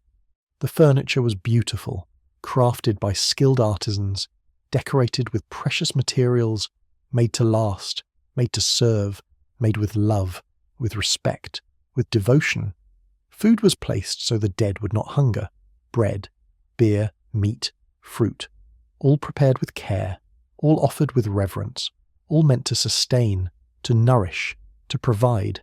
Even though the dead cannot eat, cannot drink, cannot taste, the food was there, as symbol, as offering, as expression of care, of love, of the desire to provide, to care for, to ensure well-being. Clothes were placed so the dead would not be cold, not be naked, not be undignified. Fine linen, beautiful garments, made by skilled weavers, decorated with precious dyes, made to clothe, to protect, to honour. The dead cannot feel cold, cannot feel nakedness, cannot care about dignity. But the living cared. The living wanted to ensure their dead were treated well, were cared for, were honoured, even in death, even beyond death, even forever. Tools were placed so the dead could work, could create, could be productive in the afterlife. Saws, hammers, chisels, all the instruments of their trade. Because the ancient Egyptians did not envision the afterlife as eternal idleness. They envisioned it as continuation of life, better life, easier life, more abundant life, but still life, with work, with purpose, with activity. And so they provided tools, so the dead could continue, could be productive, could have purpose, could matter. Games were placed so the dead would not be bored. Senate boards, playing pieces, dice. Entertainment for the long journey, for the eternal afterlife. The dead cannot play games, cannot experience boredom, cannot need entertainment, but again, the living thought they might. The living projected their own needs, their own desires, their own experiences onto the dead, and in doing so revealed themselves, revealed their values, revealed their understanding of what makes life good, of what makes existence worthwhile. Work, yes, but also play, entertainment, joy, fun. These things matter. These things make life worth living, and so they should be part of death too, part of afterlife, part of eternity. Jewellery was placed for beauty, for adornment, for status, for identity. Beautiful pieces, intricate designs, precious materials, gold, silver, lapis lazuli, carnelian, turquoise, all chosen carefully, all crafted beautifully, all meant to make the wearer beautiful, recognizable, important. The dead cannot see their reflection, cannot appreciate beauty, cannot care about status, but beauty matters, identity matters, being recognizable matters, not for the dead, for us, for the living. We need to know that the dead are still themselves, still beautiful, still important, still worthy of precious things, of beautiful things, of valuable things. And weapons were placed for protection, bows, arrows, spears, daggers. Protection against the dangers of the afterlife, against the monsters, the demons, the obstacles on the journey. The ancient Egyptians believed the journey to paradise was not easy, not safe, not guaranteed. There were trials, tests, dangers, and the dead needed to be prepared, needed to be armed, needed to be ready to fight, to defend themselves, to overcome. The weapons were practical, functional, but also symbolic. Symbolic of strength, of courage, of determination, of the will to survive, to persevere, to reach the goal despite obstacles. All of these objects, all of these choices, all of this care, it all speaks of love, Deep, profound, abiding love, love that extends beyond death, love that seeks to provide, to protect, to honour, to remember. The tombs are not monuments to ego, not displays of wealth, not exercises in vanity. They are expressions of love, of the living for the dead, of humanity for itself, of our need to care, to provide, to ensure well-being, even when well-being is no longer possible, even when care cannot be received, even when provision cannot be used. We do it anyway, because we must, because we are human, because we love, and when these tombs are opened, when these objects are removed, when these expressions of love are taken away, perhaps that is the real tragedy. Not that a curse is unleashed, not that the dead are angered, but that the love is severed. The connection is broken, the care is interrupted. The objects no longer serve their purpose, no longer fulfill their function, no longer express what they were meant to express. They become artifacts, curiosities, museum pieces, objects to be studied, admired, catalogued, but not loved. Not in the way they were originally loved, not with the same intensity, the same devotion, the same need. And perhaps the curse, if curse there be, is simply grief, the grief of separation, the grief of lost purpose, the grief of love interrupted. Grief is powerful. Grief can manifest physically. Grief can cause illness. Grief can cause accidents. Grief can cause death. Not supernatural grief, not the grief of ghosts, but human grief, the grief of those who opened the tombs, who removed the objects, who broke the connection, who interrupted the love, because they would have felt it, even if they did not acknowledge it, even if they rationalized it away, even if they justified it with science and scholarship and the pursuit of knowledge. They would have felt, at some level, that they were doing something wrong, something that violated a sacred bond, something that separated what should remain together. And that feeling, that subconscious guilt, that unacknowledged grief, it could manifest, it could affect them, it could make them vulnerable to illness, to accident, to misfortune, not because they were cursed by external forces, but because they cursed themselves, with guilt, with grief, with the psychological weight of having done something that felt wrong, even if it was necessary, even if it was valuable, even if it was justified. It still felt wrong, and feelings matter. Feelings have power. Feelings create reality, not objective reality, but experiential reality. The reality of how we feel, how we experience, how we live. And if we feel cursed, we are cursed. If we feel guilty, we suffer. If we grieve, we ache. All natural, all human, all real. You feel this now, this understanding of love as the root of everything. The root of the tombs, the root of the objects, the root of the curses, the root of the legends. Everything comes back to love, human love, our need to care, our need to remember, our need to honour, our need to ensure that those we love are okay, are safe, are provided for, even when they are dead. Even when they cannot know, even when it makes no practical difference, we do it anyway, we must, because we are human, because we love. And the curse is not punishment for lack of love. The curse is the consequence of love interrupted, love severed, love forgotten. When we open tombs and remove objects without honouring the love they represent, we cut the thread, we break the bond, we forget what matters, and in forgetting, we lose something. Something important, something sacred, something human. We lose connection, we lose meaning, we lose the sense that love can transcend death, that care can persist beyond endings, that we're all connected in one long chain of loving and losing and honouring and remembering. And perhaps that is the real purpose of the curse legends, not to frighten us away from tombs, but to remind us. To make us remember, to force us to acknowledge that what we are doing matters, that the dead matter, that love matters, that memory matters, that we cannot simply take what we want without cost, without consequence, without responsibility. The curse makes us pause, makes us think, makes us feel, and in feeling we remember, we honour, we connect, we love. And in loving we break the curse, we lift it, we transform it, from punishment to blessing, from threat to gift, from fear to love. The curse becomes the very thing that reminds us to love, to care, to honour, to remember. And in doing so it serves its purpose, Not the purpose the ancients intended, perhaps, but a purpose nonetheless, a valuable purpose, an important purpose, the purpose of keeping love alive, of keeping memory active, of keeping connection strong, across time, across death, across the vast unknowable gulf that separates the living from the dead. You smile in the darkness. The understanding settles warm in your chest. Love. It always comes back to love.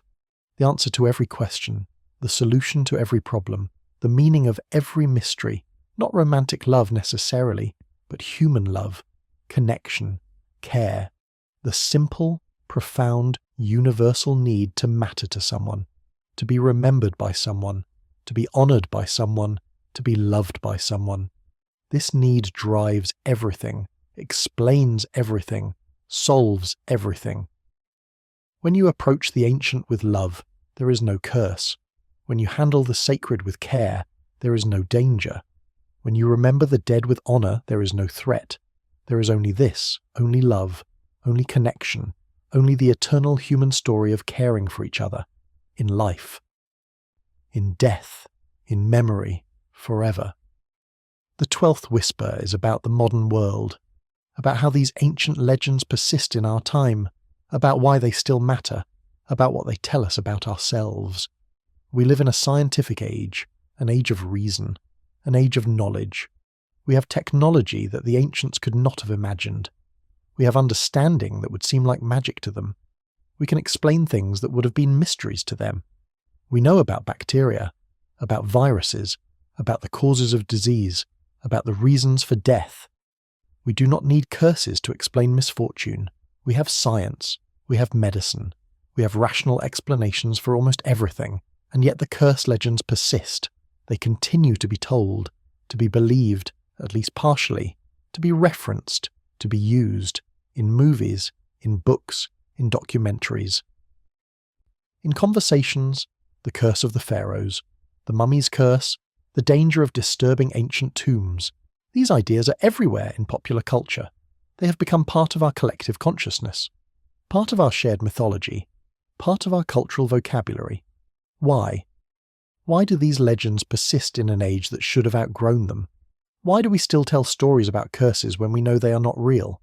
Why do we still feel a shiver when we think about opening ancient tombs? Perhaps because the legends serve a purpose that transcends their literal truth. They remind us of something important, something we might otherwise forget. They remind us that the past matters, that the dead matter, that we should approach ancient things with respect, that knowledge comes with responsibility, that some mysteries should perhaps remain mysteries, that not everything should be disturbed, opened, explained, catalogued, displayed. The curse legends create a boundary, a psychological barrier, a reason to pause before entering, before taking, before disturbing. In a world where so much is available, where so much can be accessed, where so little is truly forbidden, the curse legends maintain a sense of the sacred, a sense that some spaces are different, some objects are special, some things deserve reverence rather than casual curiosity. Without the legends, what would stop us from treating ancient tombs as mere tourist attractions, from handling sacred objects as mere antiques, from approaching the remains of real people as mere specimens? The law, perhaps, museum ethics, maybe. But laws can be changed, ethics can be debated. What endures, what persists, what maintains its power across time is story, legend, myth, the curse. The curse says, be careful, be respectful, be aware that your actions have consequences. It does not matter if the consequences are supernatural or natural, if they are real or imagined, if they are external or internal. What matters is that there are consequences, that what you do matters, that you should think before acting, that you should consider before disturbing, that you should respect before taking. This is a valuable message, perhaps more valuable now than ever, in an age where everything can be accessed instantly, where information is free and abundant, where nothing seems sacred or special or forbidden. We need reminders that some things matter more than others, that some spaces should be approached with care, that some mysteries are valuable precisely because they are mysterious, that not everything needs to be explained or understood or rationalized, The curse legends give us permission to feel awe, to feel reverence, to feel that sense of the sacred that our rational minds might otherwise dismiss. They create space for emotion in a world that often values only logic, for intuition in a world that often trusts only data, for mystery in a world that often demands explanation, for the sacred in a world that often sees only the secular. And this is important, vital, necessary, because humans need the sacred. We need spaces that feel special, objects that feel meaningful, stories that feel important, not because they are objectively true, but because they resonate with something deep inside us, something that transcends rational thought, something ancient, something essential, something human. The curse legends resonate because they touch on deep fears, deep needs, deep truths, the fear of death, the need for meaning, the truth that something should not be violated. These are not superstitions. These are not primitive beliefs. These are fundamental human experiences, universal, timeless, essential, and the legends give these experiences form, give them voice, give them power. When we tell curse stories, we are not being irrational. We are being deeply, profoundly human. We are acknowledging that there is more to existence than what can be measured or explained. We are honouring the mystery. We are maintaining connection to something larger than ourselves. We are participating in an ancient tradition of storytelling that goes back to the beginning of human culture. That is part of what makes us human. That is part of what separates us from other animals, our ability to create meaning, to tell stories, to believe in things that transcend immediate practical reality.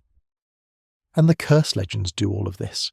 They create meaning, they tell stories, they maintain belief, they preserve mystery, they honour the dead, they protect the sacred, they remind us to be careful, to be respectful, to be humble in the face of vast time and ancient cultures and the accumulated weight of all those who came before us. All those who lived and loved and died and hoped to be remembered, hoped to matter, hoped that their rest would not be disturbed, hoped that their memory would be honoured, hoped that love would persist beyond death, beyond time, beyond understanding. And when we listen to these legends, when we tell these stories, when we feel that shiver of unease at the thought of disturbing an ancient tomb, we are honouring those hopes. We are keeping faith with the dead. We are maintaining the connection. We are saying across thousands of years, we remember you, we respect you, we honour you, your rest matters to us, your memory is sacred to us, you're not forgotten, you're not ignored, you're not dismissed as mere curiosities or historical artefacts.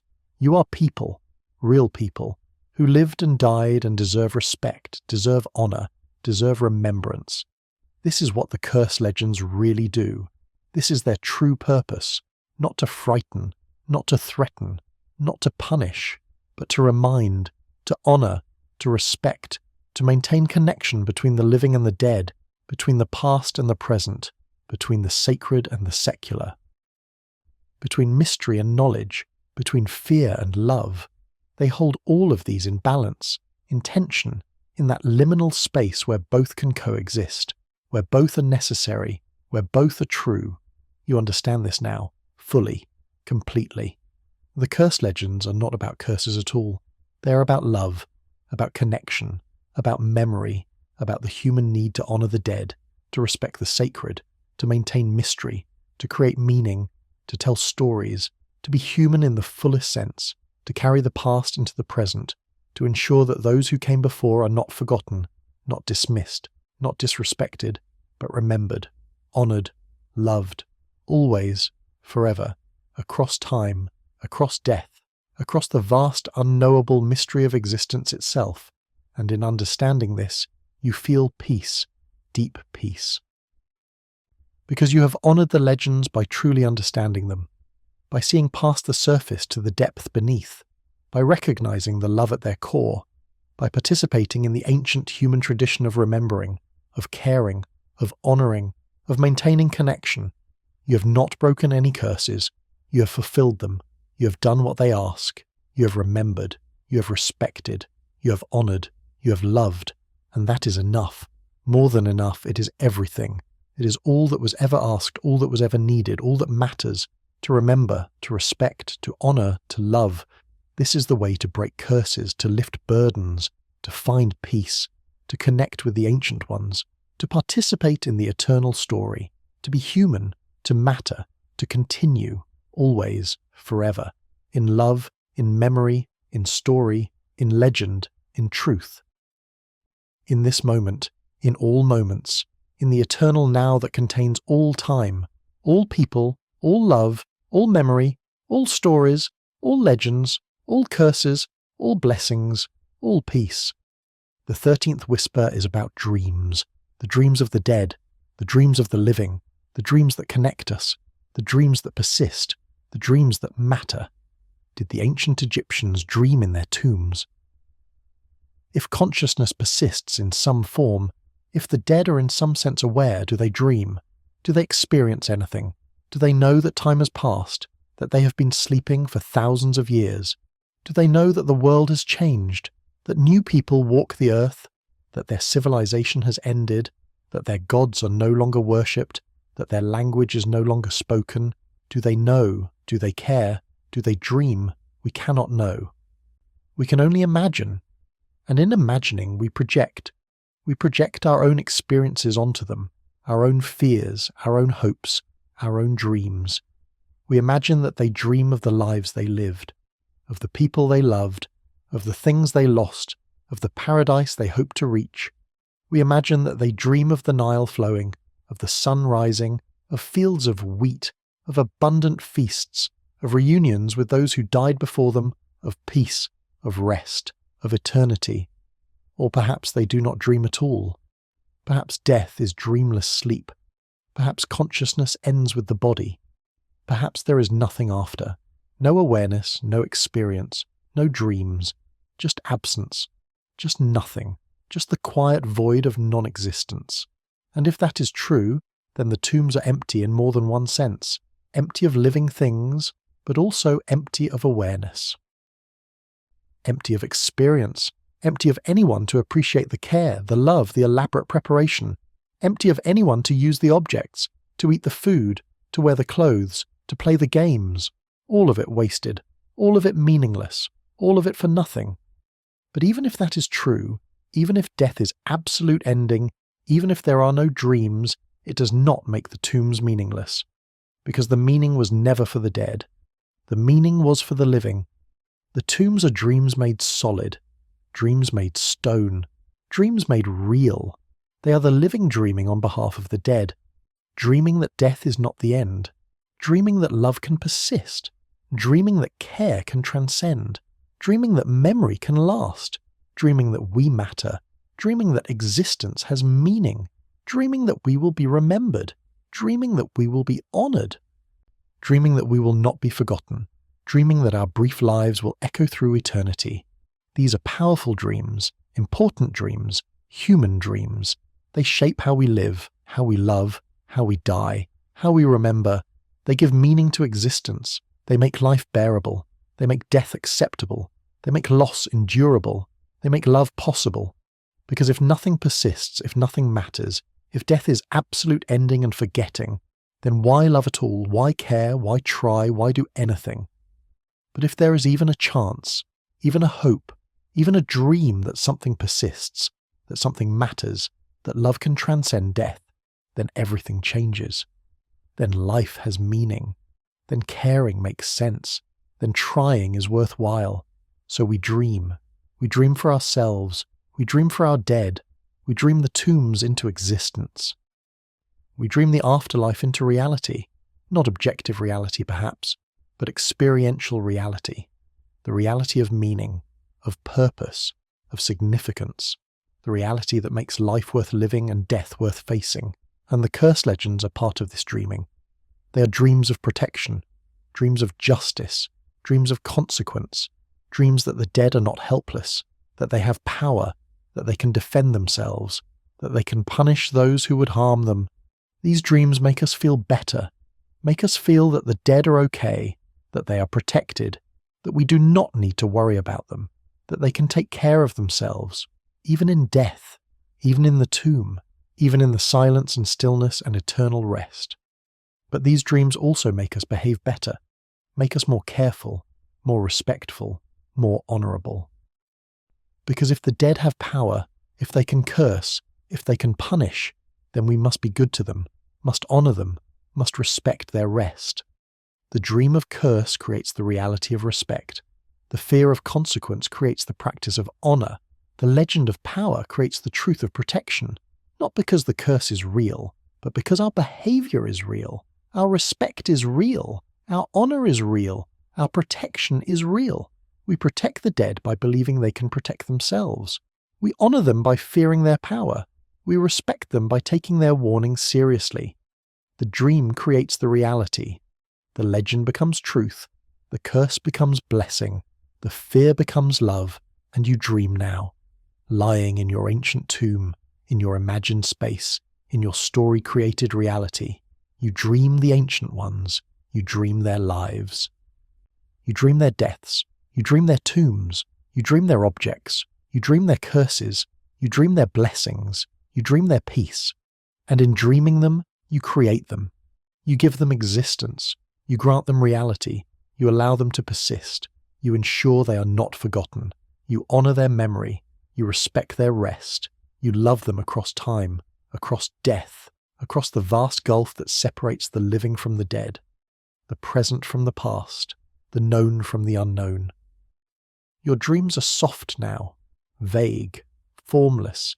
You're slipping deeper, deeper into sleep, deeper into rest, deeper into the ancient peace of the tomb. The boundaries are dissolving. The distinctions are fading. You're not sure anymore where you end and the story begins, where the story ends and the sleep begins. Where the sleep ends and the death begins, it is all one, all the same, all eternal, all peaceful, all right. You dream of sand, of wind, of sun, of stars. You dream of stone, of carving, of painting, of time. You dream of people, ancient people, living their lives, loving each other, dying, being buried, being remembered, being forgotten, being found, being disturbed, being cursed, being blessed, being honoured, being loved. You dream of objects, beautiful objects, made with care, placed with love, meant to serve, meant to comfort, meant to persist. You dream of silence, of stillness, of peace, of rest, of the eternal now that contains all time, all moments, all existence. You dream of yourself, but also of others. You're not separate anymore. You're part of the story, part of the legend, part of the dream. Part of the eternal human project of remembering, of honouring, of loving, of dreaming on behalf of the dead, of creating meaning in the face of meaninglessness, of making sense of senselessness, of finding beauty in decay, hope in loss, love in death, life in memory, eternity in moments, infinity in finite existence. You dream and sleep and rest and drift, gently, softly, peacefully, into the deep ancient rest, into the silence that is full, into the stillness that is alive, into the peace that is active, into the death that is life, into the ending that is beginning, into the forgetting that is remembering, into the curse that is blessing, into the fear that is love, into the mystery that is truth, into the legend that is real, into the story that is life, into the dream that is existence, into the sleep that is peace, into the rest that is eternal, into the tomb that is cradle, into the darkness that is light, into the silence that is song, and you are home, you are safe, you are held, you are loved, you are honoured, you are remembered, you are at peace, you are resting, you are sleeping, you are dreaming, you are being, you simply are, and that is enough, that is everything, that is all, that is peace, that is rest, that is sleep, that is dream, that is life, that is death, that is story, that is legend, that is curse, that is blessing, that is truth, that is love, that is all, that is. The 14th whisper is barely a whisper at all, it is almost silence, almost nothing, almost gone, but still there, still present, still offering something, still saying something, still mattering. It is about the thinness of existence, the fragility of memory, the impermanence of all things. Even stone crumbles, even carvings wear away, Even the pyramids are slowly, infinitely slowly returning to sand. Nothing lasts forever, not bodies, not tombs, not objects, not memories, not stories, not legends, not even curses. All things fade, all things end, all things return to dust and silence and nothing. This could be depressing, this could be nihilistic, this could rob life of meaning. If nothing lasts, if everything fades, if all effort is ultimately futile, then why try? Why care? Why do anything? Why build tombs? Why preserve bodies? Why create legends? Why tell stories? Why love? Why live? What is the point if everything ends? If everything is forgotten? If everything becomes nothing? But there is another way to see it. Another understanding, another truth. Yes, everything ends, but everything also exists, even if only for a moment, even if only briefly, even if ultimately forgotten. It still happened, it still mattered, it still was. The ancient Egyptians existed. They lived, they loved, they built, they created, they dreamed, they died, and for a time they were remembered. Their tombs stood, their stories were told, their names were spoken, they mattered, they had impact, they shaped the world, even though they are now forgotten by most, even though their civilization is gone, even though their beliefs are no longer held, even though their language is dead, they still existed, they still mattered, they still were, and that is enough. That is everything. That is the point. Not to last forever, not to be eternally remembered, not to achieve immortality, but simply to be, to exist, to live, to love, to matter, for however long, to whoever, in whatever way, even if brief, even if small, even if ultimately forgotten, it still counts, it still matters, it still is valuable, it still is worthwhile, it still is meaningful. The curse legends will fade eventually, like everything fades. There will come a time when no one remembers them, when no one tells them, when no one believes in them, when no one cares. The tombs will crumble, the objects will decay, the mummies will turn to dust, the memories will vanish, and it will be as if it never was, as if the ancient Egyptians never existed, never lived, never dreamed, never built, never loved, never hoped, never feared, as if none of it mattered, as if it was all for nothing. But that does not make it meaningless, because it happened, it existed. It was real. For thousands of years it mattered. For thousands of years people remembered. For thousands of years stories were told. For thousands of years the dead were honoured. That is not nothing. That is something. That is significant. That is meaningful. That is worthwhile. That is enough. And right now, in this moment, you are remembering. You are thinking about them. You are honouring them. You are keeping their memory alive. You are participating in the continuation, the passing on, the keeping alive, even though you will also fade, even though you will also be forgotten, even though your memory will also vanish, even though your existence will also end.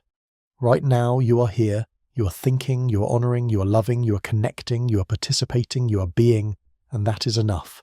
That is everything. That is the point. That is the meaning. That is the truth. That is life.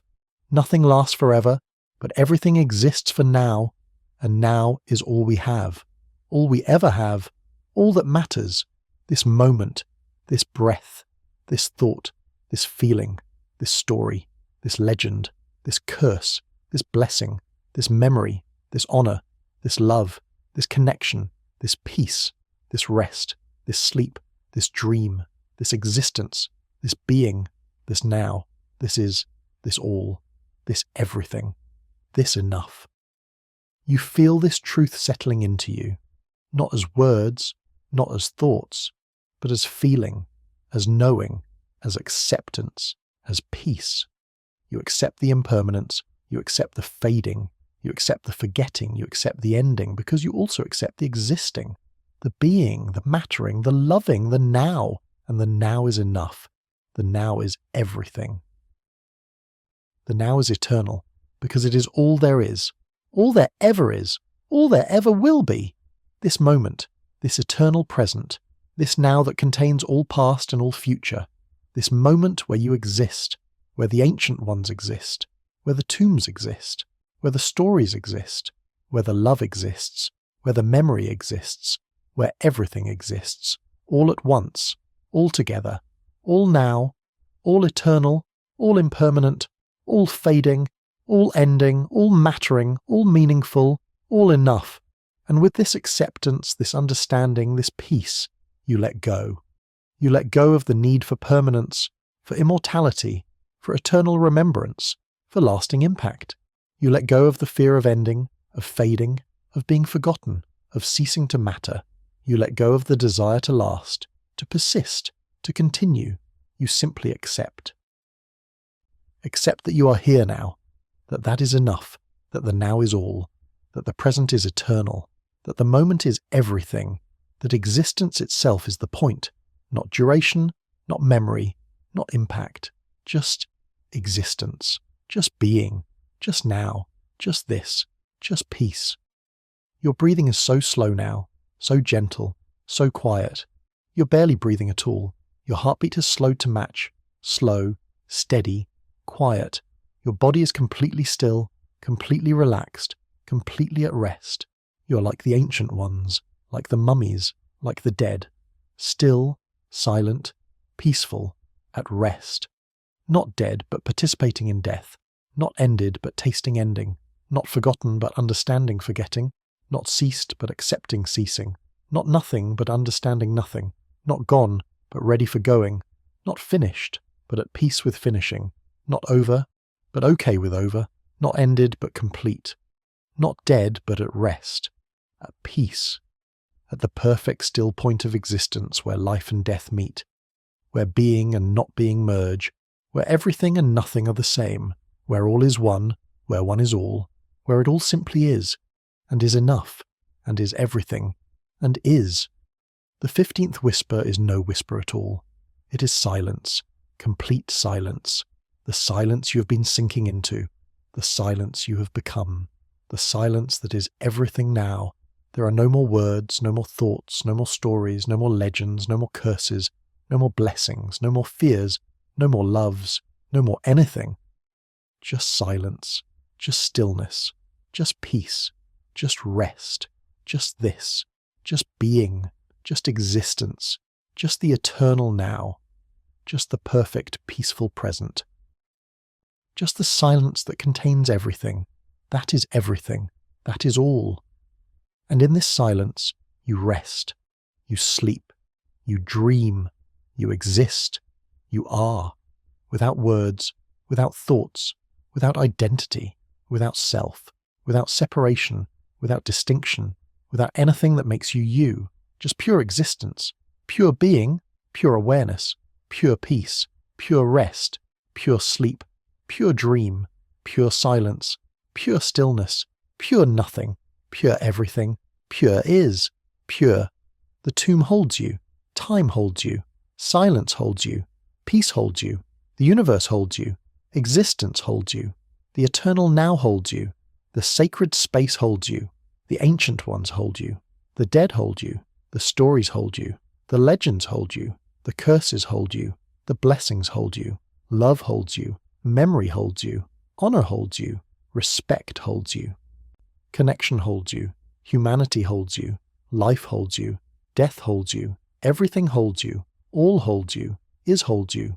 You are held, you are safe, you are at peace, you are at rest, you are asleep, you are dreaming, you are being, you are breath, slow, soft, gentle, almost not there, almost stopped, almost ended, but still continuing, still being, still existing, still there, still alive, still present, still now, still breathing, still being, still existing, still mattering, still loved, still honored, still remembered, still connected, still part of all, still one with everything, still here, still now, still, heart, beat, slow, quiet, gentle, steady, regular, continuing, being, existing, living, pumping, moving, blood flowing, life continuing, body functioning, all automatic, all unconscious.